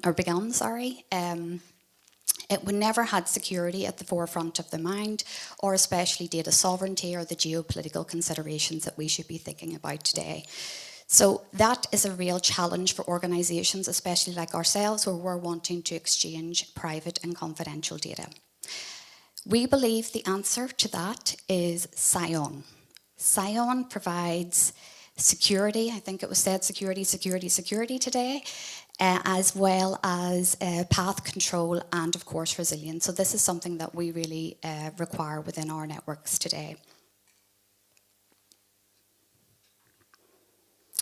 So what are the current challenges that we see? Of course, the threat landscape today is becoming a lot more complex. The requirements for resilience and availability are very demanding. And we also want to know where our data is flowing from end to end. Is it crossing unwanted jurisdictions, or is it crossing places where we don't want it to be? So we want to find a mature solution, and what we've heard today is SSFN has been around for quite some time. It's mature. This is something that really resonates with us and instills confidence in us to actually look at it. So Scion is definitely something we want to look at within our organisation, where you actually have full end-to-end path control of where your traffic is going. Is it crossing the jurisdictions you want? It has a reduced attack surface for DDoS. I heard just today that SALT in Switzerland had a problem last week where they were offline for quite some time. So that's really something we should be aware of. Of course, improve visibility. You know where your traffic is going end to end. And it was mentioned earlier, I think by 6, about there are many ISPs in the backbone, but we are still looking for a lot more, by the way. So it's vendor neutral and gives us the availability that we want. So in the backbone, if there is a problem with one ISP, the traffic will automatically switch onto another path, as you heard today, and that's something that we need. So we thought, right, well, what are our use cases? Back in 2020, we looked at Scion and we thought, well, do we have any use cases that are applicable to us for the use of Scion? And we couldn't think of any. And then as the solution matured, we thought, right, actually, what could we do with Scion? So one of the things we looked at was we have a number of innovation hubs dotted across the globe. How do we actually secure our traffic end to end? Because today it's running over VPN. And also we have regional sites. We have regional offices in Hong Kong and Mexico. How can we secure connectivity for them? The next one we were looking at was, we have a small footprint in Microsoft Azure. And once again, we're running over VPN, not ideal. And we have a number of SaaS solutions, which I'm sure every organization is adopting today. How can you ensure that your traffic between your home data center and those locations is secure? Oh. And finally, we have a really trusted relationship today with our central banks, and they require us to ensure high availability and resilience to the environment that we provide to them to exchange data. So we want to make sure that we're providing the right solution for them, that they can trust us to ensure that it is secure. So now if we look at what were the outcomes from each of these use cases. As you can see, one of our mandates is innovation. So a couple of years ago, we have established a number of innovation hubs throughout the globe, as you can see, from Mexico right down to Singapore.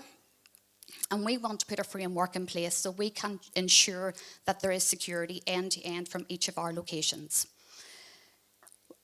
Today, they're running VPN over leased lines, and what we want to do is to reduce that complexity. I also heard about cost today, so I'm really interested in taking you up on your offer, Martin, and seeing what ROI will be if we move away from that. And we also wanted to give my team the opportunity to experiment with the technology. What does the technology actually do? How does it operate? What are the challenges, etc. The next one was Azure. Now this was a very interesting one because I thought we could do native Scion connection to Microsoft, and I don't know if there's anybody here from Microsoft today. But basically what they're offering is like a virtual router within your landing zone that you connect to over the global internet. So you can't today, as far as I'm aware. Actually, Cyberlink is here somewhere, so no? Oh, okay, so there are possibilities, but when we were doing this test, we weren't able to do a native Scion connection because Microsoft expects you to use their global backbone, which is a challenge. But we really want to ensure that we have a native Scion connectivity to leverage all the benefits that it brings today. And finally, we have 2 offices in Hong Kong and Mexico that are running leased lines over VPN. As you can hear, I'm saying VPN quite a lot. The underlying infrastructure is still the internet, so we're still susceptible to all the challenges that I mentioned. We really want to get away from that and have end-to-end Scion connectivity. I am hoping that we're able to go into full production mode in the next quarter with one of our ISPs. So I'm really looking forward to that. So what were the outcomes? We were able to, I think you heard Switch was one of the initial companies that was built on Scion with SIX and Swiss National Bank. So we have a native Scion connection with them, and we were able to establish, yes, it actually does what it says on the tin, and we were very happy with that. So that was something that was a tick box for us. The next one was about ensuring the visibility of our end-to-end traffic. You'll see on another slide that you can actually control your traffic from end to end, which will improve your latency. You can optimize bandwidth. There is no single point of failure. And carrier independence, once again, it's about the single point of failure. So if you have multiple ISPs in your backbone, you do not have to rely on one vendor. You are able to switch, well, you don't switch, it automatically switches without, as you heard, any downtime at all. And especially, it's very important within the trading aspect of financial industry. And of course, the last one really is about the jurisdictions. Like, where is your traffic going? Is it crossing paths that you do not want to from a security point of view? So we had some challenges for the POC. Once again, we weren't able to do full end-to-end native Scion. One, because it was a proof of concept. We weren't going to go out and pay for a brand new circuit to test. We just wanted to test the features and functionality. So the underlying infrastructure was still the internet, so I don't advise that. Really, you should be going for end-to-end native Scion. Other one is, like, how do you integrate this into your current infrastructure? How does it work with all those other vendors that you have? What is the complexity that you're adding on to your existing team and the network? And then the physical layer constraints of just how does this work in terms of connecting it into your environment. And lastly, which is really important and something I really want to drill into, is when you have a global outreach, it's very, very difficult to get ISPs on board. I was here about a year and a half ago, and I had so many ISPs put their hand up and say, yes, yes, Laura, of course we want to help you. And the reality was very different, excuse me, because they all are from organizations where they have to put their own processes in place in order to get even the right support within the company. How do you actually order the system, etc., etc. So we're hoping that, as I mentioned, to go with our first live production in the next quarter. But I really want to drill into ISPs. If you can get on board, please do, because this doesn't just work in Switzerland or the Benelux. We really want to reach the global the globe in order to enable Scion and become the second internet, as Martin said. So really that's something we want to do. And this is a picture I took from my old presentation, so it's probably a lot more, I don't know. Martin, is it better today or is it similar? Oh, it's much bigger, there you go. So this is something that started where you can actually see visually where your traffic is going from end to end, and you can actually engineer that traffic to take the most cost-effective route, reduce latency, optimize your bandwidth, etc., and see who all the players are, who are all the providers that are on your environment. So I think this is really nice, and it's very user-friendly, very easy to read. Yeah, so well done, Martin and team. And then really, what are the next steps for the BIS? I've tried to establish some working groups within the central banking community. They're all very interested in Scion. It's well established in Switzerland, but we really need to have a better footprint across the globe in order to get others on board. So if we're the next ones to adopt, I'm really hoping that people can understand the benefits that actual Scion brings to them. You know, we shouldn't wait until we have a problem to actually react and then think about Scion. We should be proactively thinking, what are our challenges today and how can we address those? And yeah, and really spread the word. So keep it going, and I'm really excited for Benelux to come on board. I hope you find this presentation entertaining and useful. Let's get started about SEPN or SEPN, the secure FPOS network powered by Scion, which is, let's say, one of the newest member of the Scion ISD family. We also call it the cashless payment ISD because it's all about cashless payments. And yeah, you have a definition here on the slide, but to illustrate this a bit more, I brought this fancy device here that you hopefully all recognize.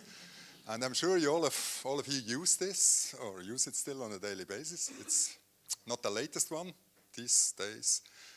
Payment terminals are running on smartphones and other devices, but it's still heavily used. And I want to show you today how Scion and SEPN enable payments from tapping your card or your mobile phone or your watch on such a terminal and what happens behind it.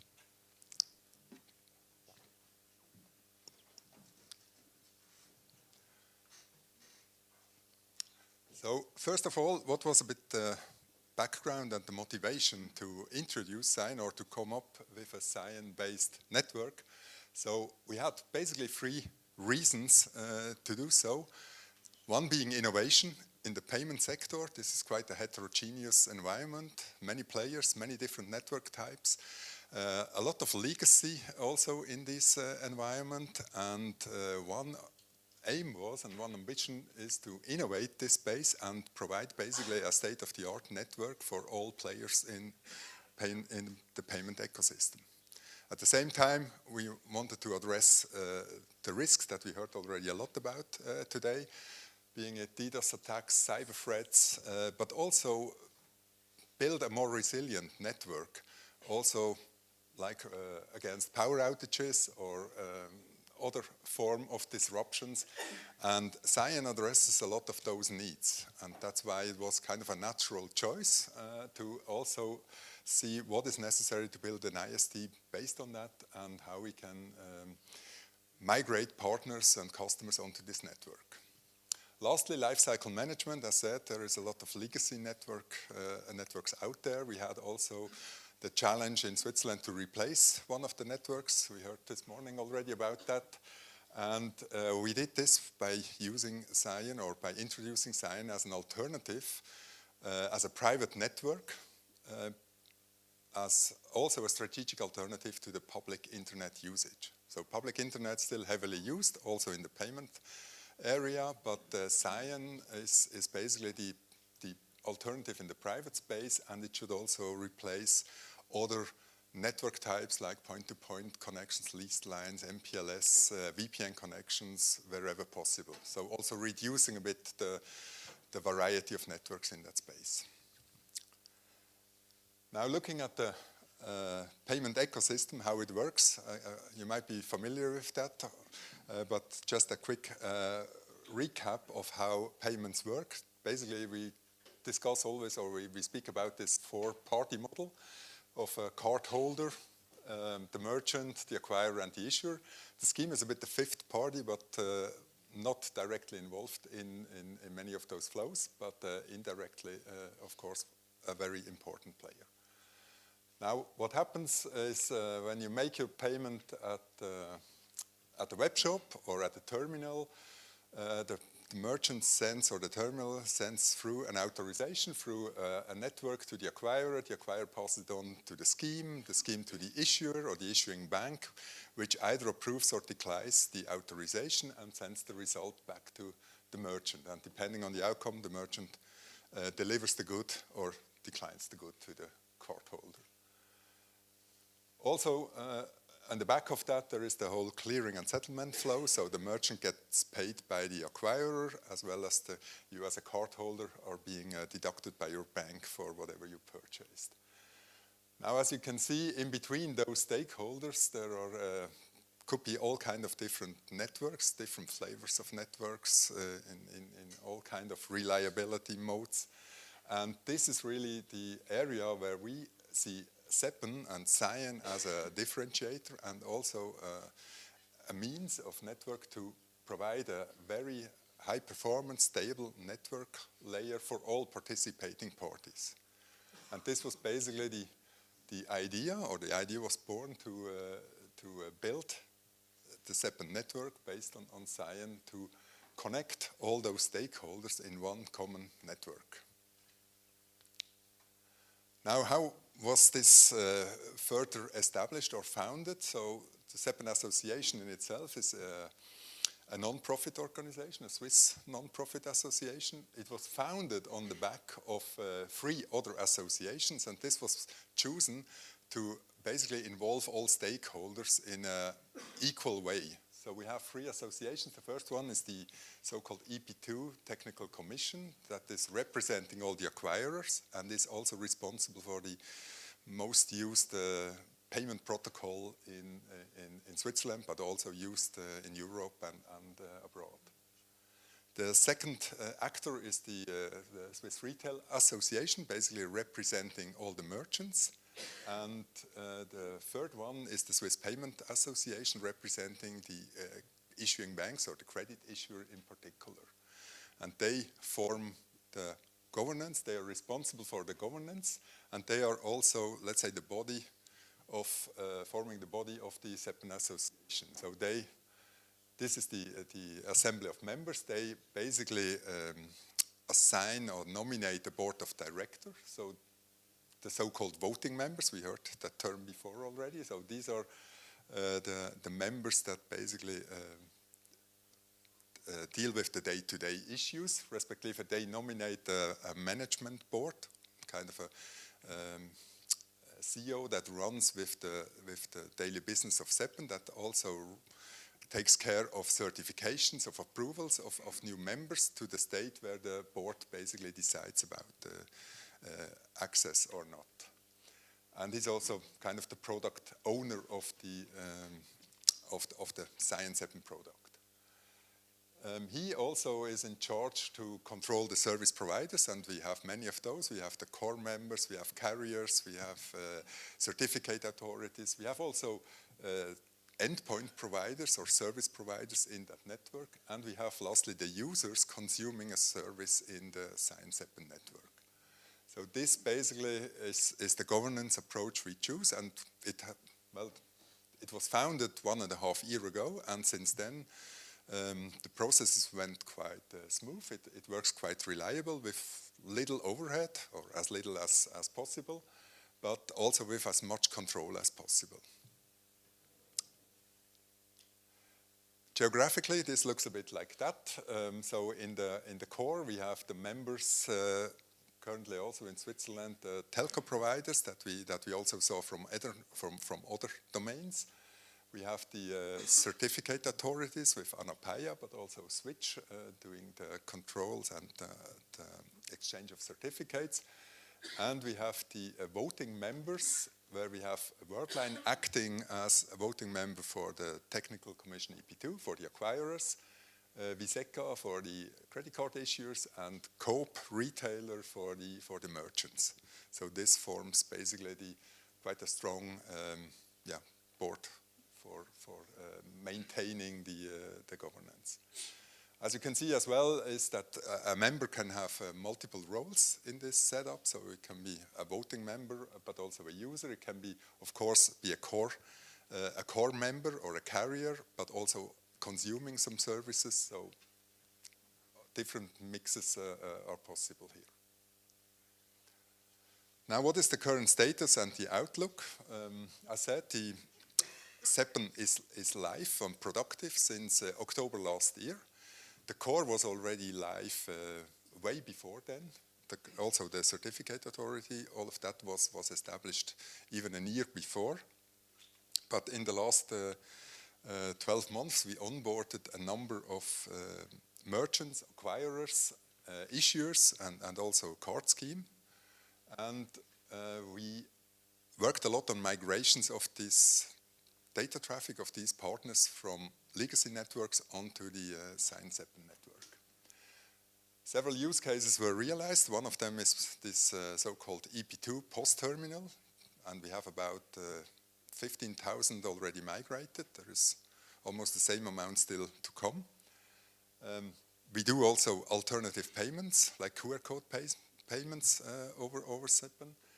We have some e-commerce, PSP connected. We have ATM traffic connected. So lots of interesting use cases that generate already quite some volume. And of course, compared to the figures of SSFN, this is still very small. But even if there is, let's say, a limited number of partners onboarded, these are all large companies. They do a lot of volume. As you can see, we have already 4 million transactions on a daily basis. We have only 200 million, not 200 billion that we turn over with that, but it's the beginning, it's still growing, and still, I guess what is very important, it needs to run on a 7x24-hour basis, so payments never sleep, there is always payments going on somewhere, so this infrastructure has to be reliable, the network has to be always on, there is no maintenance, planned maintenance windows or downtime possible. This is really a very crucial and critical network for all players involved here. Lastly, what we see as an outlook, we look into technology adoptions or technology enhancement. We have already adopted Scion encryption in some cases. For some partners, they use that. It was quite an easy approach to enable encryption, and it just works. We have DNS services. That is still a bit of a concern. We need a DNS service, but we don't want to rely on an internet DNS service. We don't want to have a dependency to DNS. So we built a kind of a semi-automated DNS service. We have a dedicated DNS domain for the SEPN network, and we work with some local resolution for some use cases where we need the DNS service. We also look into gate support, or maybe newly also pathguard as quite an interesting technology to further promote Scion for the small and medium businesses. So not every merchant or every partner want to invest into a fully fledged Scion edge configuration, so they look for a rather cheaper integration way. And we see that gate and pathguard could enable that and could bring Scion even directly onto a terminal going forward. And lastly, and I guess that's the important part why we're also here today, we want to look into new use cases, and we are looking into international expansion. This is currently under evaluation in the association, so we hope that we have good news there in the second half of this year to bring these use cases also outside of Switzerland and to onboard new partners or new also ISPs, carriers abroad to support these use cases. All right, thanks for having me. Happy to tell you about SSUN and what we have done in Switzerland in the utility sector. I will walk you through who we are as an association of Swiss electricity companies, why SSUN and how it's built and how we are running it today, and then some of our priority use cases that we have in the focus, and then especially a focus on the critical platform protection use case.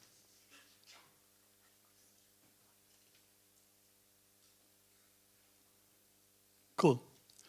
So, purpose and vision of our association. You are the recognized umbrella organization of the Swiss electricity industries, and we bundle common interests and expertise, and are heavily committed to security of supply and energy efficiency. So when it comes to Scion and SSUN, what I really had to do in our role is to bundle common interests, which is security of supply, which is cybersecurity, and of course also the expertise that we have in our industry, and to bring this together and to build SSUN.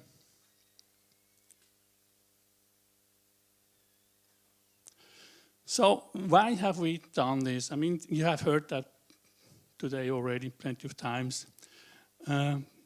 Heavy number of growing 0 days, and also IoT devices massively growing. That's where we basically started.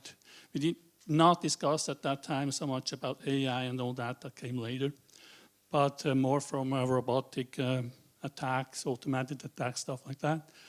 And when it comes to the when it comes to our industry, we basically talk about power stations, we talk about power grids, we talk about wind parks, and also solar parks and stuff like that. But we also talk about at the edge of all the decentralized production in buildings, in homes, and other IoT devices like charging stations, which form part of our ecosystem, and which we thought must be much better protected these days. Because you see this cocktail of leveraged cyber attacks today, robots, agentic AI, quantum computing coming in, and this is really, when we looked at our infrastructure, then we thought we are too much exposed to all of that and we need to take action. So specifically when it comes to IoT platforms, I mean, here in the Netherlands you had a prominent white hacker who demonstrated how he took over a solar production platform and demonstrated how we hijacked it and could basically just switch off some gigawatt of power production with a few clicks. And it heavily inspired us also to take a closer look at that risk. And we have a follow-up working group right now who also looks into the regulation around this. So how could these platforms be better, maybe regulated, or follow better standards so to avoid such upcoming risks? And of course, in the center of everything is data, also in our industry.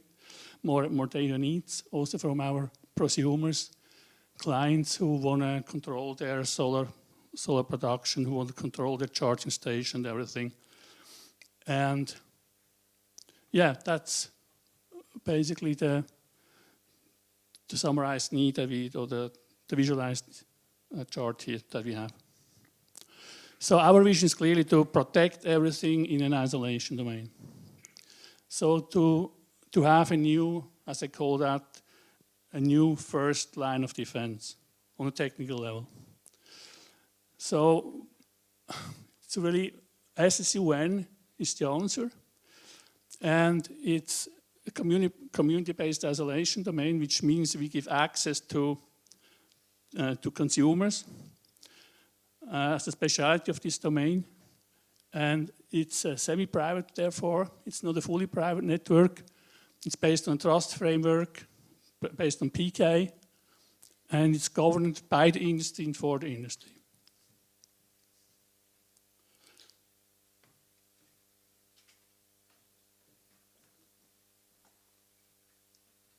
Right, sorry. Good. So what are the objectives that we follow? It's basically increasing really the resilience of our industry to really secure the supply on a day-by-day basis and make everything invisible and protected from attackers. And we follow the credo of what you cannot see, you cannot attack.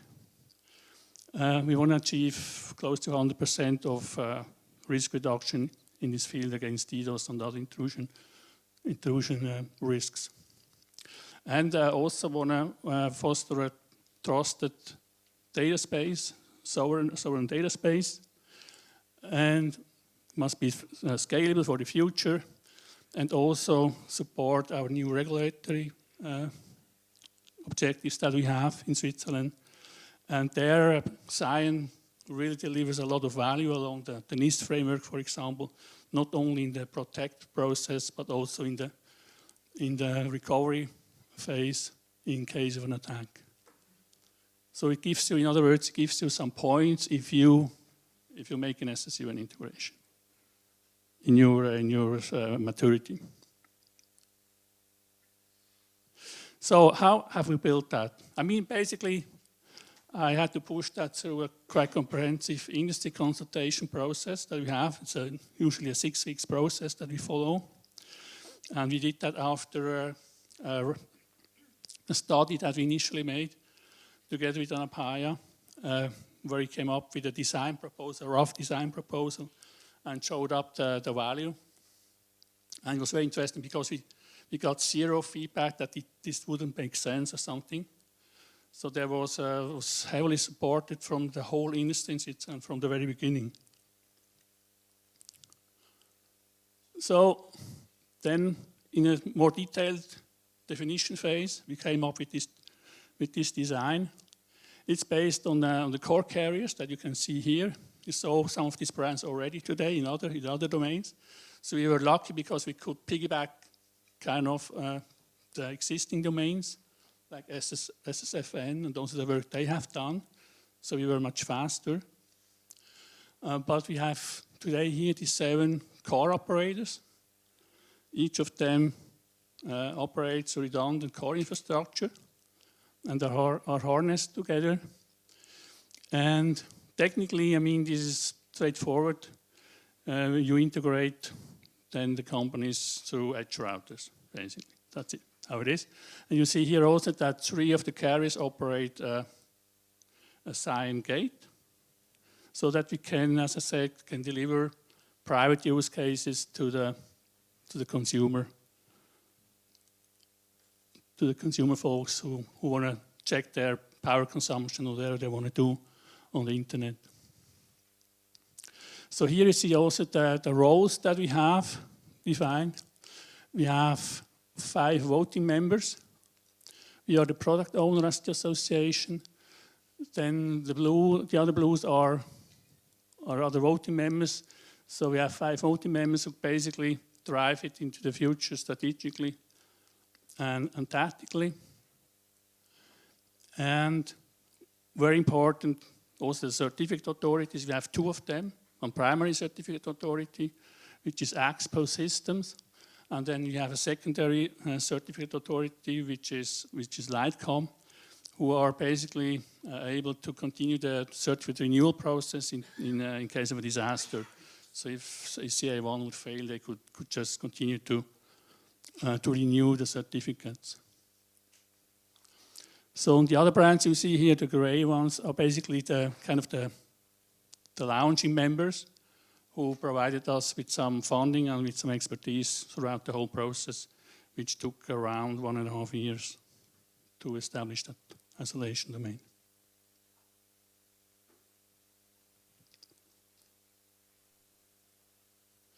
So technically, I mean, in our industry, you want to have a rock-solid backbone. So here you see some of our, say, peering rules that we have established. This is really to ensure availability in times of crisis, even if we run into lack of electric power and need to switch on and off grids, something like that. So basically we say you have to have geographically redundant data centers per core as a carrier, operating 2 cores minimum. And then we say you should follow three-tier data center standards. But we do not require the certificate. We want them to follow the standard, basically.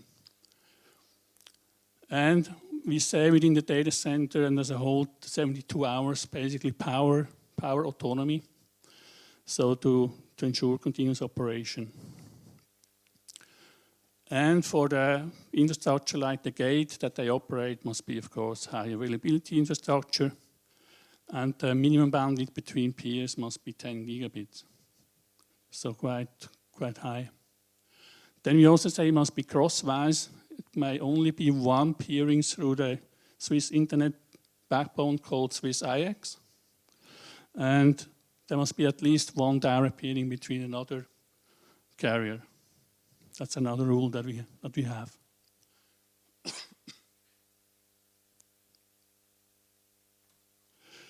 Good. So what are our priority use cases? Basically, we say data is in the middle, and there's also a heavy initiative going on in Switzerland. This is called the Swiss National Data Platform. This is really at the center of everything we do right now. And of course, we have other use cases like remote access, giving companies access to their operating technology, specifically in our industry, which is critical. OT systems deserve special protection, special level of protection. Then, as I say, these IoT platforms like for car manufacturers, heat pump providers, or solar installations for the homes. Then, of course, we also have a number of, so we call them meter-to-cash platforms in Switzerland that have or took over the process for the smaller companies, and also they are in the central focus because they consolidate and they pool a lot of critical data flows in the system. PowerTrack, a special mention. This is the first platform that we now already have integrated in SSUN. And yeah, I mean, security operations centers is another critical one. We say if you have a deal with the SOC, let's do that through SSUN because it's much more secure.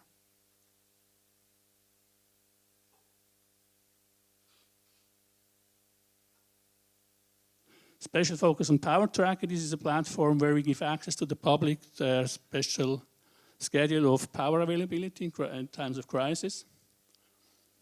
They have a number of access, like an app or a web page, for example, and we give access to the blue light organization like police and fire brigades. So I can show you how this is integrated in SSUN. Basically, this is operated in Azure, Microsoft Azure. Then we have these redundant links using MS Express route, and then to SSUN to the core backbone, and then you see that the public can access the service through the gate, through the Scion gate, basically.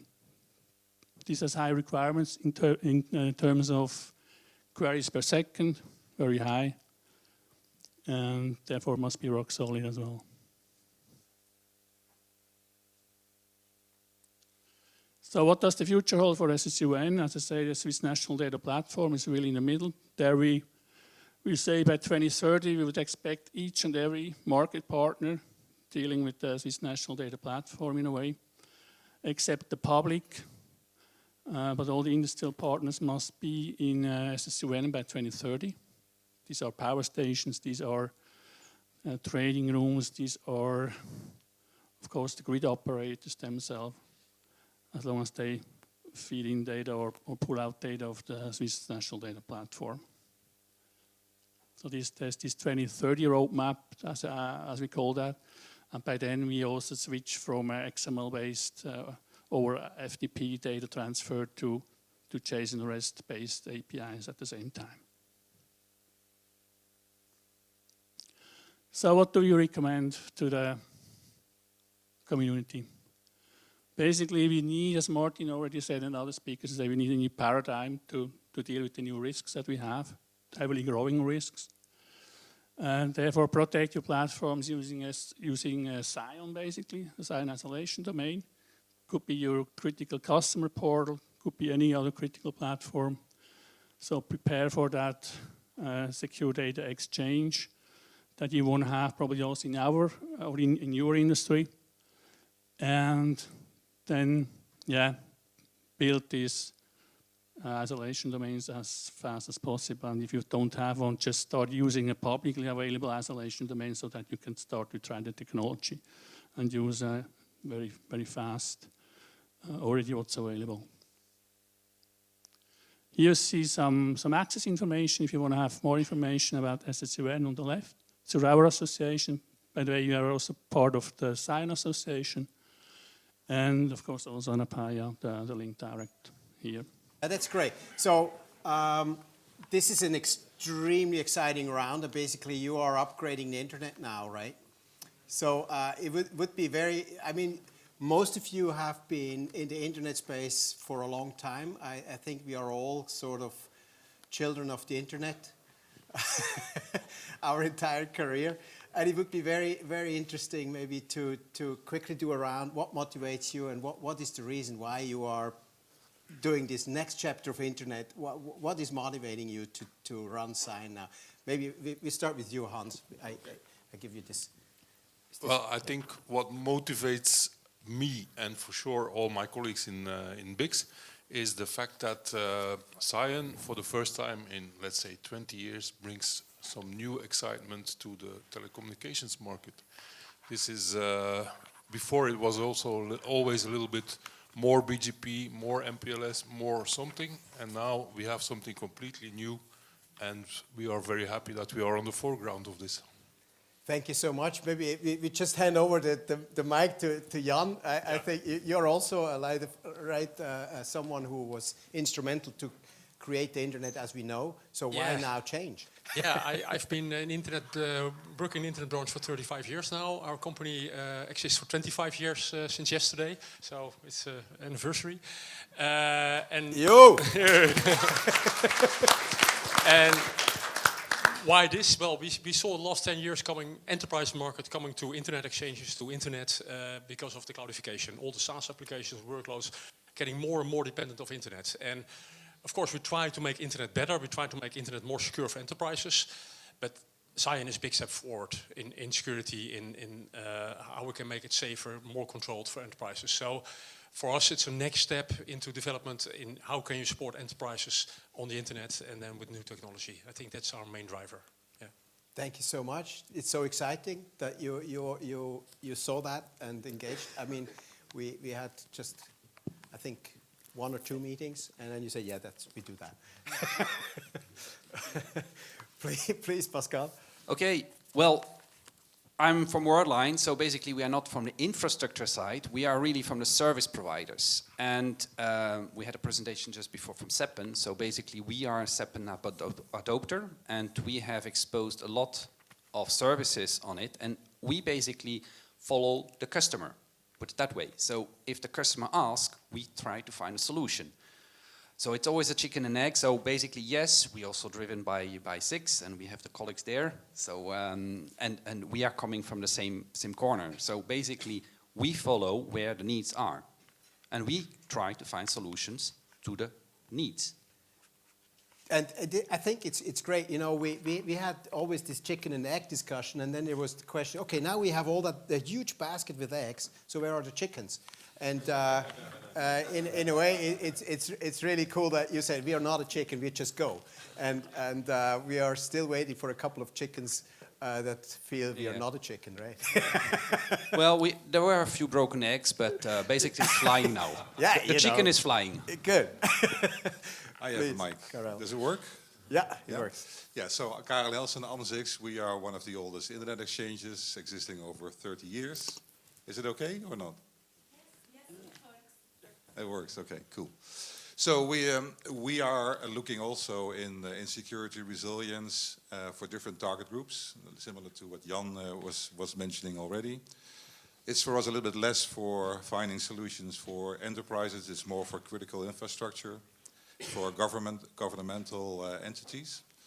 And we believe there are exciting features in Scion, functionality, which we can use in terms of trust and security for our target groups. So we are experimenting. There is a presentation by Jan van Boeschoten, my colleague, after this panel, so you will learn more what we are actually doing with Scion. Very exciting, thank you. Ton? Yeah, I'm Ton Geerts from Audido. This is all about security. I have to mention we were in the news security-wise. Unfortunately, we got hacked. If I don't tell you this, everybody would say, why are you But why am I in Scion? That's actually started long before that. When I started my career in the 90s, I was in a room like this, sitting there, and somebody was explaining what we today call Facebook and YouTube was going to be like. And I was a technician just from school, and I said, okay, this is too good to be true. I don't believe this is... nowadays, nobody is even curious on Facebook. It's a given. Last year with the roundtable in Amsterdam, that was my first real introduction to Scion. I said, okay, I had this feeling again, if this is true, this is too good to be true. And I think we made severe steps over the last year, and we have very big steps in front of us. So I'm happy to be part of that again.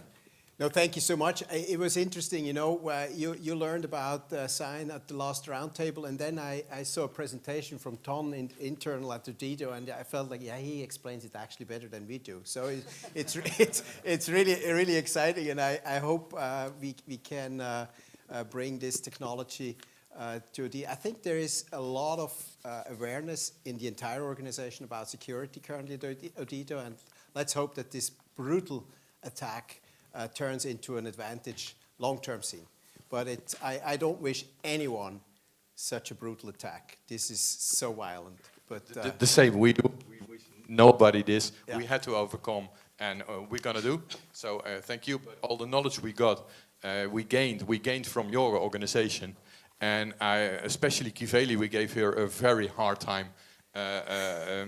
We are Dutch, so we don't believe if you say it's true. We want to understand it's true. So we put a lot of questions to Kiveli, and she really convinced our best technicians this is really going to work and this is going to be nice, and we're going to really do this together. So thank you for that. That's great. Thank you so much. Then Erwin.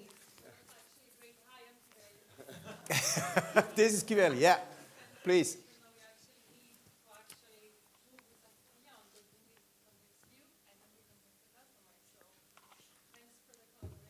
Right. Thank you.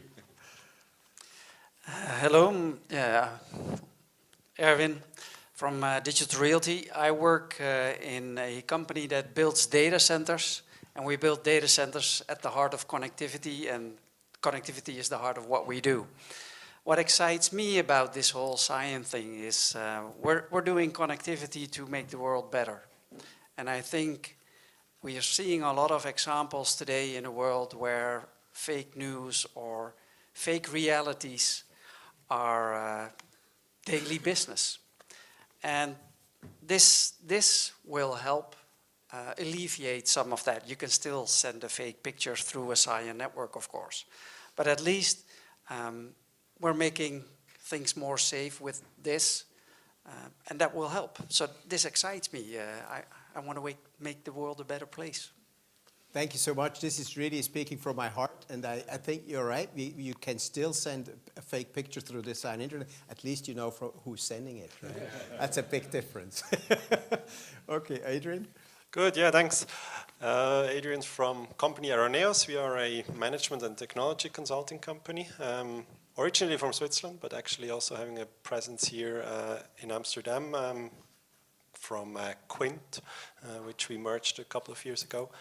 And we came in contact with Scion quite early days, actually, when one or the other graduates from Adrian Perrig joined our teams. And so my team, actually, and that's why when I got really interested in it, our credo in the company is to be pragmatic. So we don't want to produce thousands of slides as some of our competitors do, but we want to be really hands-on, and Scion enabled that. And on the other hand, being pragmatic also means being fast. That's possible with Scion. Well, you have this 1-year security, which Cornelius mentioned, but yeah, at the end it's there, it can be used. And it also reduces complexity. It's not just another security layer which you can put on top. It's not another layer here, another access control, another firewall. It's really solving a core issue, which makes it really interesting for us. And when we talk to clients who have a problem or who are exposed, as everyone is, to new threat vectors, we can give them solutions and consult them and on their way to solve those.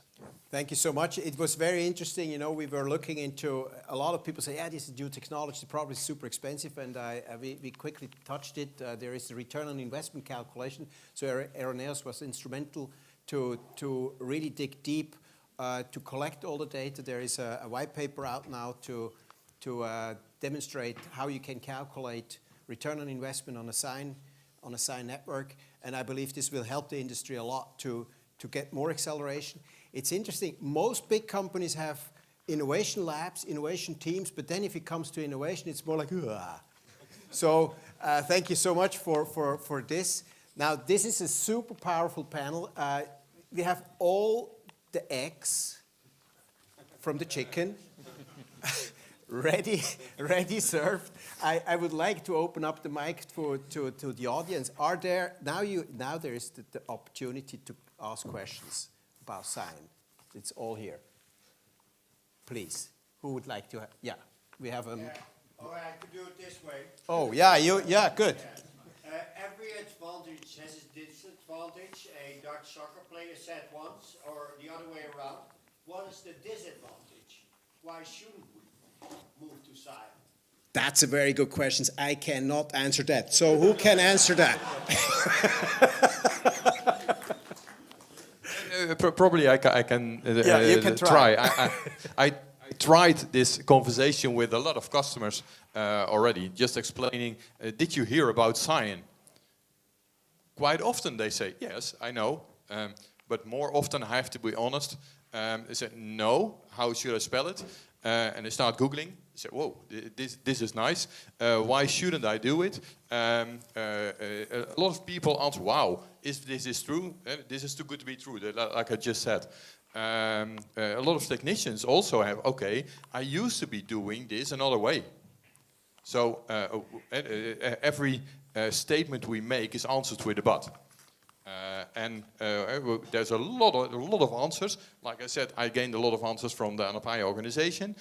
So I take away a lot of things, but there are still people that feel confident the old way they did things. They still believe that the old internet is the way it is, without knowing that that's much better. So we have to convince that this is really much better, and the problems you face in current internet are going to be bigger, and they're soon going to be bigger than you can cope with. But as long as you don't believe this is the way that the traditional internet is going, you might want to stay with what you did. Yeah, I think this is not a really good answer. Why not? But yeah, thank you for that. Maybe are there other answers why it's not faster? Yeah. Well, there are, for some use cases, there are other solutions. You can use MPLS. You can. The old internet technology is not standing still. We're advancing in BGP. We're advancing in how networks are built. So, no, Scion is not the solution for every possible use case. So you have to look at the use case. You have to look, what am I trying to achieve here, and is Scion the best solution here? Yes or no? So, of course, we have a lot of believers here in the room who think, okay, Scion is a great solution, and I think it has unique aspects which we cannot find somewhere else, but it does not necessarily mean it's the best solution for everything, or at least not today. So we also have a few customers who say, okay, Scion might be interesting. For now, I'm going to do it the old-fashioned way, but I'm going to keep looking at it, and the next generation of my network, I will be looking at Scion. So not always, not in every case. I think that's the answer for me. Yeah. Yeah. I think this is obviously it is a good question. It's a very good question. In my experience, it's always like new technologies. It's hard to find innovators. It's hard to find the leaders. You have usually most industries driven by followers, and that was the case with MPLS. That was the case with SD-WAN. We have another question up here.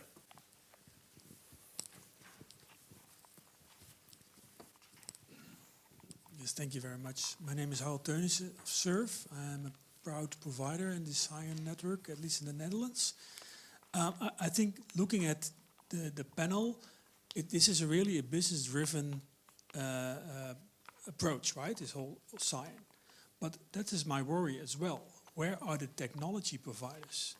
They're not here. Where are the big network providers? Yeah, one, which is one is none, right? So right. Where are they? Because we need a healthy market competition there, and not relying on maybe one technology provider. So where are they? Can the panel provide an answer to that, and not you? I might say something to it, but yeah, please. Who would like to answer this question? That's a good question, actually.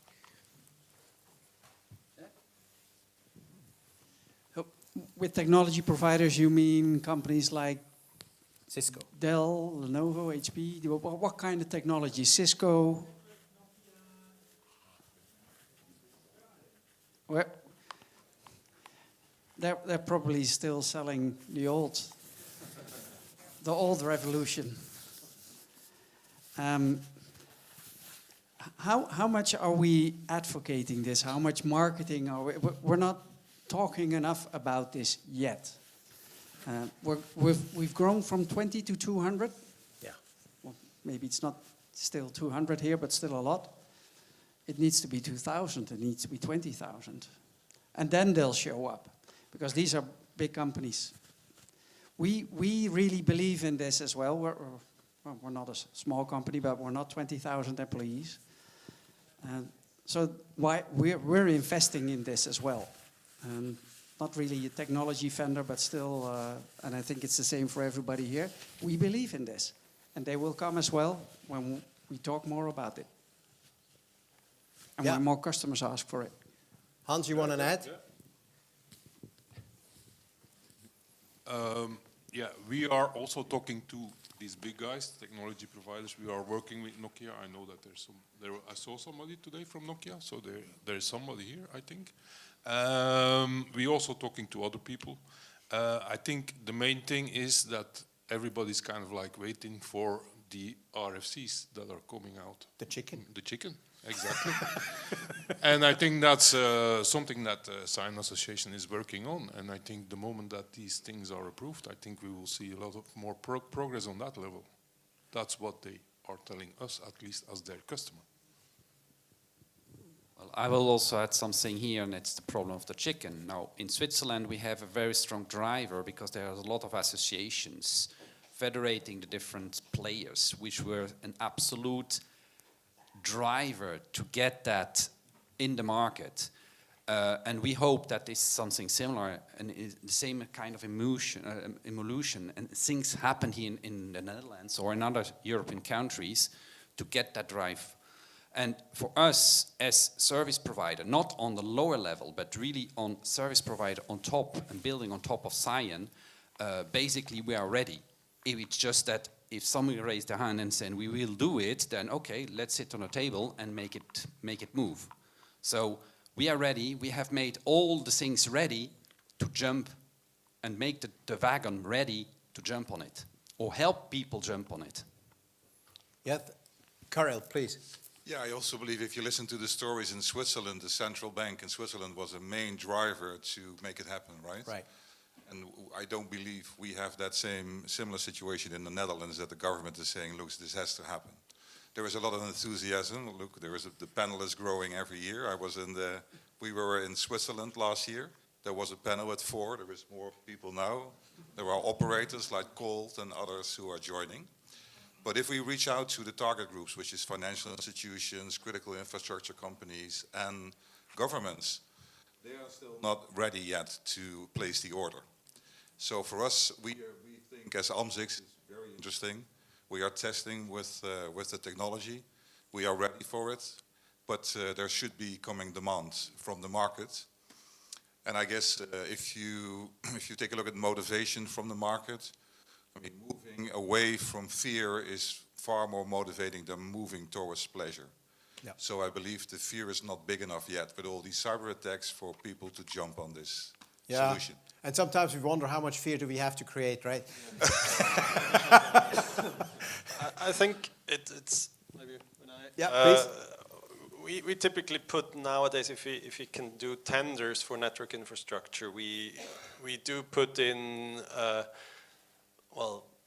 kind of requirements pointing towards Scion capabilities into the tender documentations. It must not be Scion because, as mentioned, the big vendors, they would not natively support it, then you end up with no one placing an offer.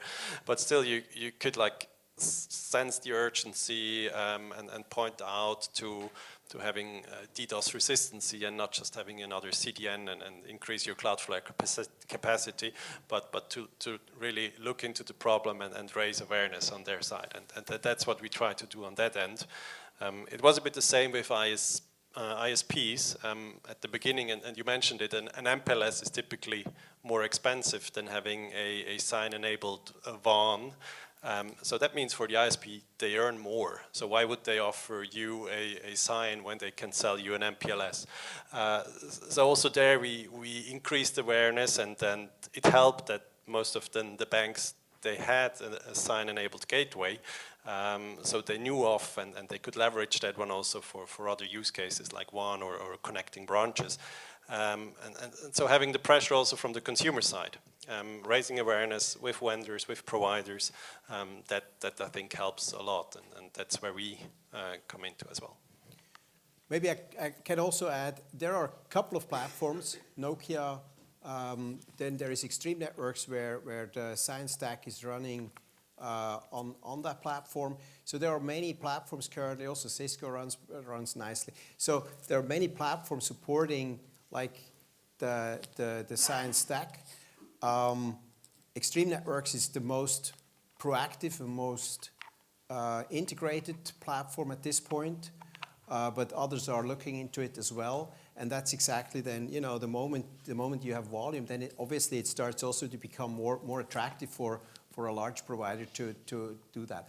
At the same time, there is an open source stack that's also widely used in research facilities. It's just to have an entire carrier grade ecosystem running and developed.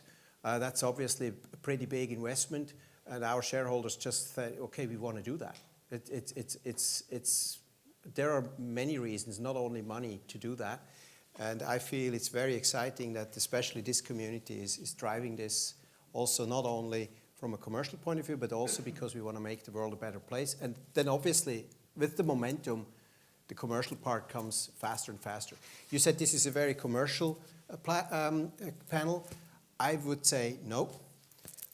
We are a commercial platform, but at the same time, this is also driven with a lot of enthusiasm and the will to make the world better. Yeah, I know. Absolutely. And you know, there was 10 years of research in a way that was then totally not commercial. But maybe there are other questions, because these are really good questions. I mean, we could fill the whole afternoon with it. Yes, please. Yeah, question I can do without microphone, I think. We talk about associations and closed groups of companies and that kind of things that want to communicate. What, in your opinion, is the learning curve of those groups or companies or members, basically, of an association to adopt and to adopt Scion and to adapt the systems and the processes to Scion? I can answer. Yeah. Is he on? Yeah. Yeah, so it's a good question. So I believe for the Scion protocol, there is basically a couple of addressable markets, like the government in itself, so municipalities, provinces, ministries, implementation organizations, banks, obviously, big banks, and also critical infrastructure like utility companies and so forth. So I believe if we are talking to the market, the financial institutions are the most excited and the most motivated to work with this, to explore this, to probably also have use cases or do POCs. With the government is a little bit less. There is enthusiasm, but it's difficult to get it going. But certainly with utility companies, I see there's traction as well. So first of all, financial institutions, then utility companies, critical infrastructure, and lastly, government. Yeah. Yeah, good.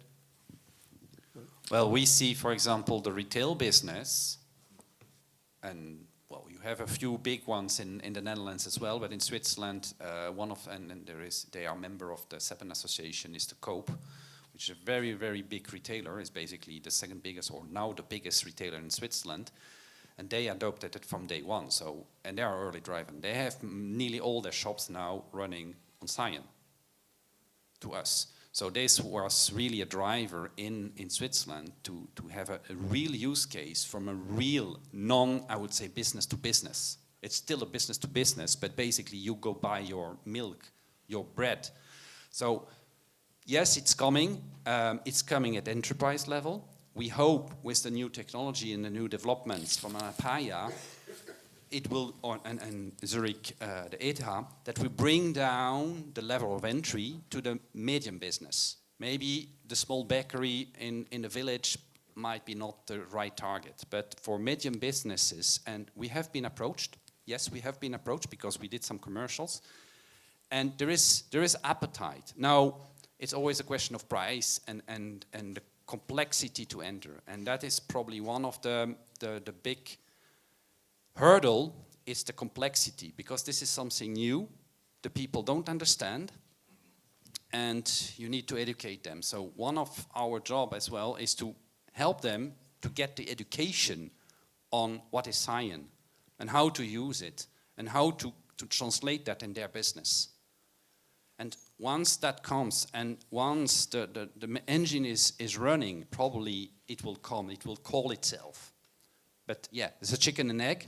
But if it's big enough, it will turn on its Yeah, own. and I think all of you have probably also experienced being in a retail shop where the payment system does not work. It's quite messy after, let's say, 10 minutes. So obviously this was helping a lot in the adoption. I think all these attacks are helping a lot right now to really encourage the industry to step up and come up with something better. We have time for one more question. Yeah, yeah, yeah, please. Who of you is running the open source implementation and supporting that? And are you investing in it? Yeah, that's a good one. So we are testing the open source solution together with SURF, SDN Labs. So my colleague, again, Jan van Boeschoten, is giving a presentation about this. We are also talking to Anapaya and Verity to have this solution with a beautiful user interface. So congratulations for this. But for us, it's more, getting to know the technology, experimenting, playing with it, talking to the market at the same time to understand where is the appetite. And whilst the appetite is there, then we can jump on it. But we are doing with multiple parties the open source variant, which we believe is also interesting to share with the community.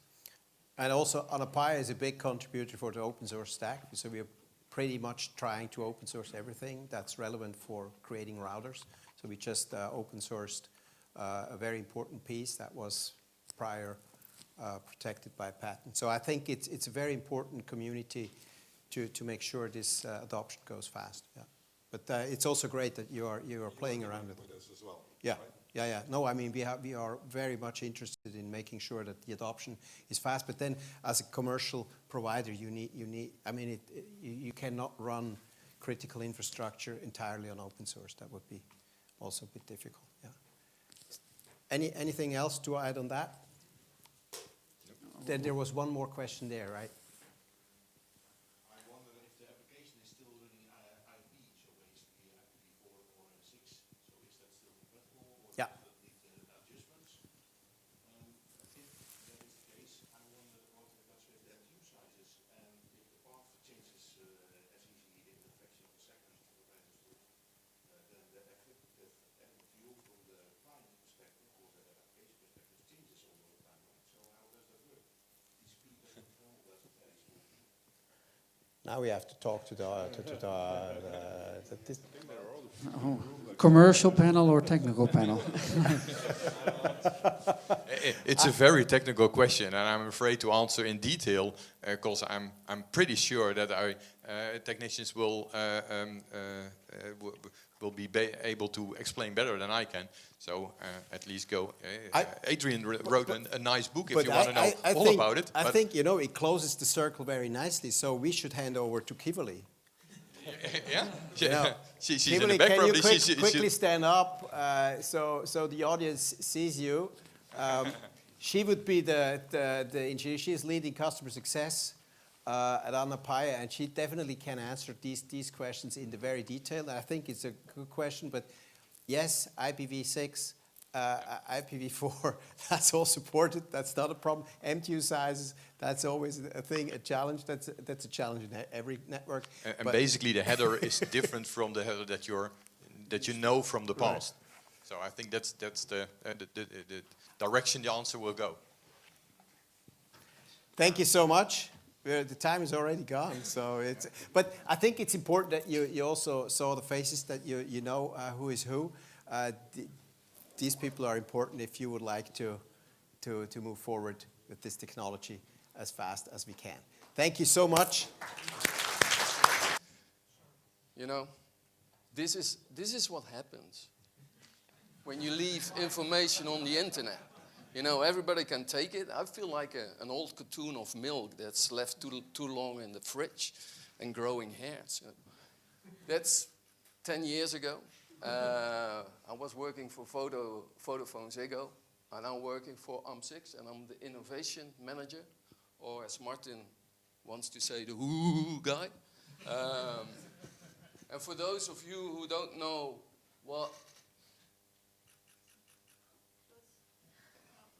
I have to move closer.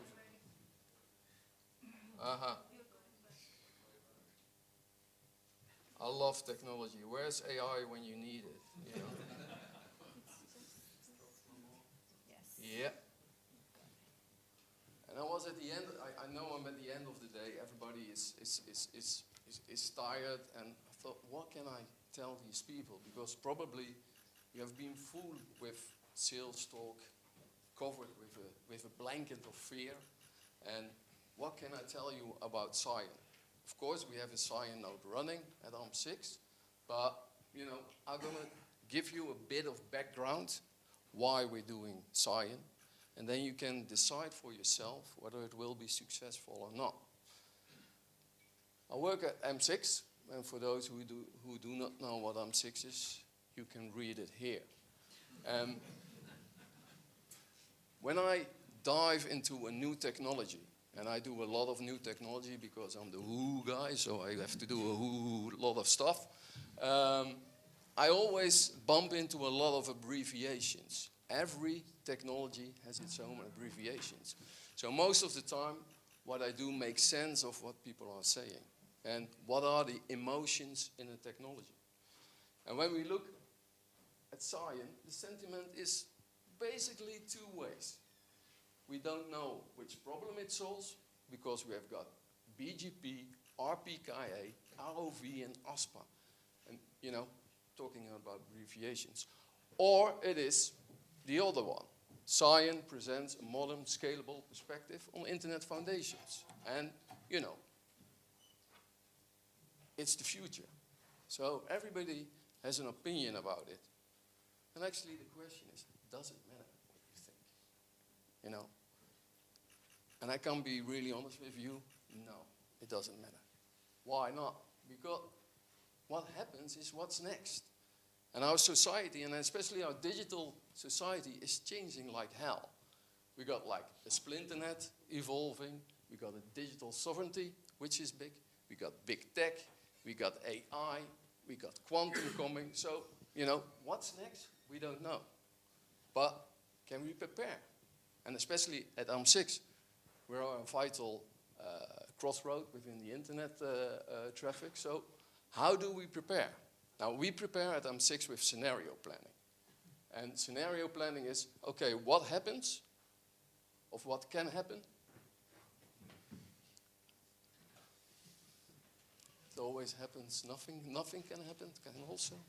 But we think in scenarios. And we have 3 scenarios at AMS-IX. Scenario 1, we call the grinding hold race, and we're not, you know, we always give it a nice title. This could be a title of a grunge death metal song.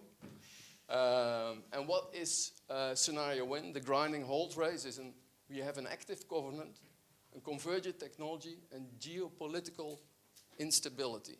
We made this scenario like 3 to 4 years ago, and we go, it's never going to happen. Well, actually, we're almost in the middle of it. We have scenario 2, the firewall paradox. This is more a hard rock song title, which is an active government, a closed system, and geopolitical stability, which means that you got blocks. So you know who is your friend, you know who is your foe. And then we have the new prosperity, which is more a Celine Dion song, and their well-being will be focused. And what's the difference? Well-being, well, you know, it's different to have a blooming economy than have a growing economy. Well-being is something different than welfare. And according to these 3 scenarios, we're going to design and going to think about what is going to happen with an IX. And what is going to happen with an IX? I really would like to know. So we have a look into the future. We now have a big hardware-based IX, and we of course see that it moved to small data centers, it moves to the edge, and even the far edge. And what is the far edge? It is, we have here a set of drones that maybe one has a secure connection, communicating with the other drones, or it going over a satellite. Space is the next frontier, literally. And we see that upcoming faster and faster. And we even can take it one step further. And I'm made an abbreviation myself. I thought I want to have my own abbreviations, and that is SANE. And it stands for Safe Autonomous Network Entities. What is it? Well, within, I think, 10 years, 20 years, you have an autonomous driving vehicle which will connect to all kinds of stuff. It will connect to a person, to the driver, to pedestrians, but it also will retrieve traffic information from where he's driving. But the difference is that the network is only temporary. The connections are temporary and it's moving constantly. So this is what we think, what will be the, well, 5-10 years future and what we're going to do there as an IX. Is there some water?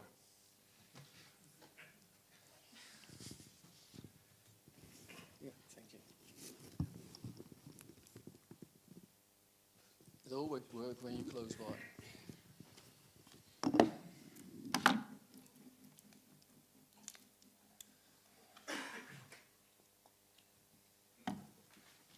So we came up with the ring of trust.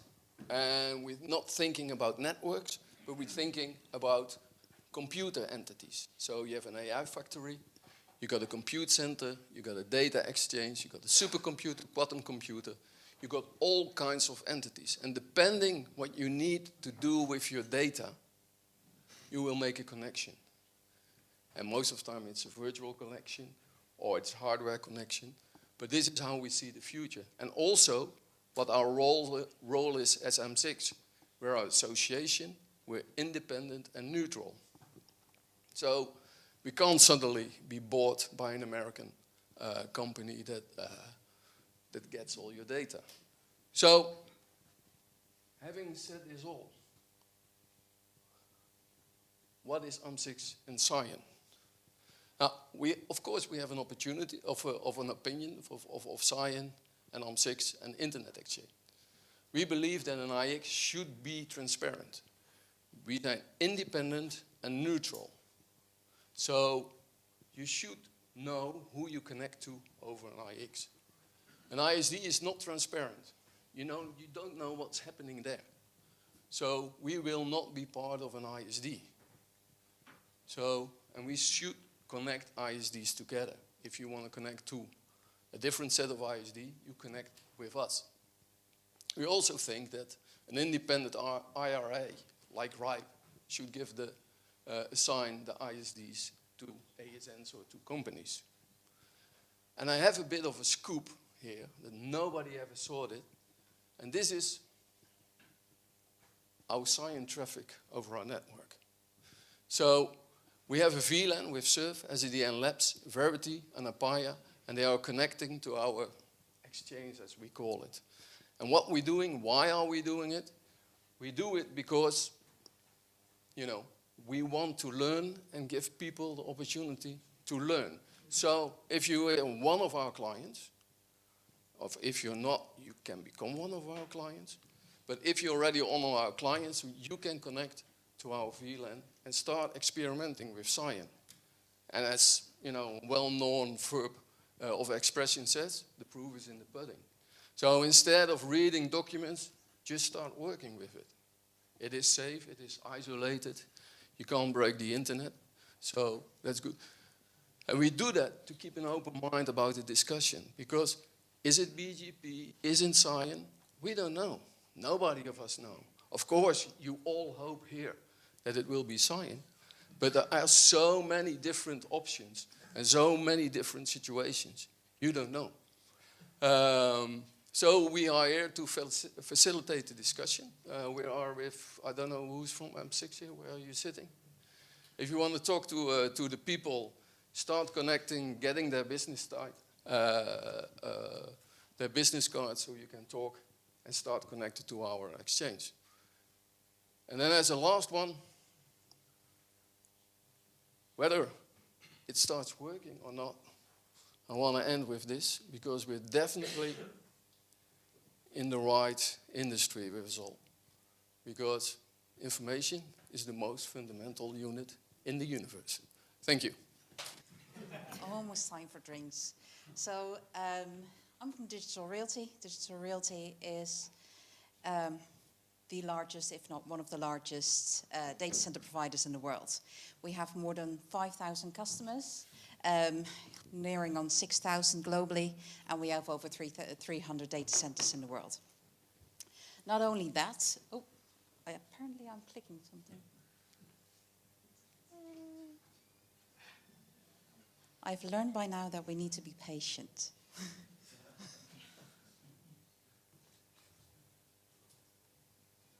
There we are. We also have a Service Fabric, and Service Fabric not only connects our own data centers together, but also other data centers in the world. So not only can we connect to, I'm pushing something, I don't know. Not only can we connect Digital Realty data centers, but for instance, you will be able to connect Digital Realty AMS-IX to Equinix in New York. So that connectivity allows us to really work globally. Well, what? I think it's animated. Sorry? I think it's animated.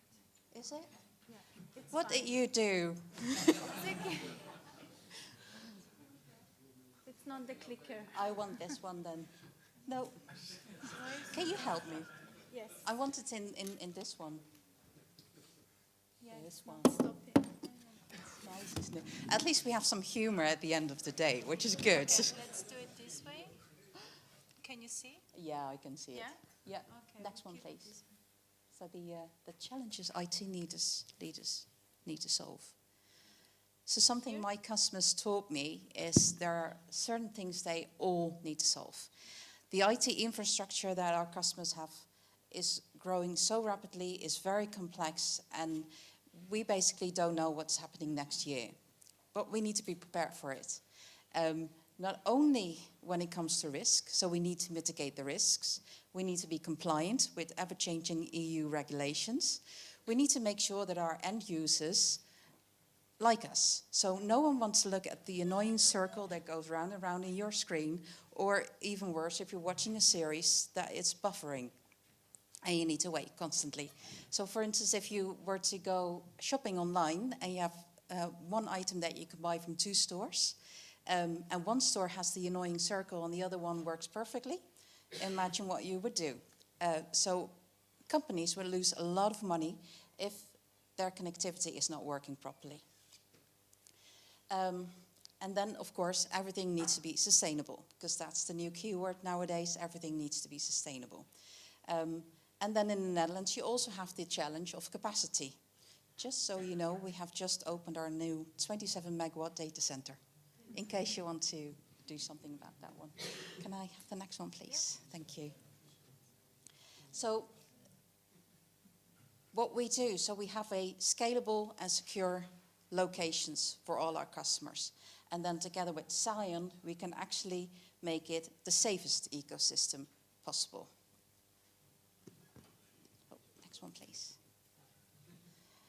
We have 3 ways of doing this. So for instance, if our customer is within our own data center in the same campus, we can use a fiber cross-connect. That is also basically what we do as a data center. We are a platform, we just connect A and B together. We don't offer Scion ourselves. So what we can do is we can offer a customer a cross-connect to a Scion provider. That is one option. The next option is, for instance, if the customer's here at Science Park, but they need to connect to our location at Schiphol campus, we offer a managed wave. And the third option is the Service Fabric. Yeah, everything's going really well, isn't it? Time for drinks. So that will mean that a customer from our New York location will still be able to connect to Scion based in Switzerland or in the Netherlands. Next one, please. So together, because we're not able to do this, we leverage our partners. And one of our partners that we really enjoy working with is Verity. Yeah. My screen. Yep. Well, thank you for the introduction. My name is Eijndhoven. Thank you. I'm the CTO of Verity. And Verity is a cloud and managed service provider in the Netherlands. We have multiple data center locations in Amsterdam region. And we also work with Digital Realty on our sovereign cloud platform. So we provide sovereign cloud capacity to our customers. And in 2024, we were introduced to the Scion protocol. We were part of the round table of 20 people, and we signed a partner agreement there and started building from there. So at the moment, we have 2 cores live in Amsterdam.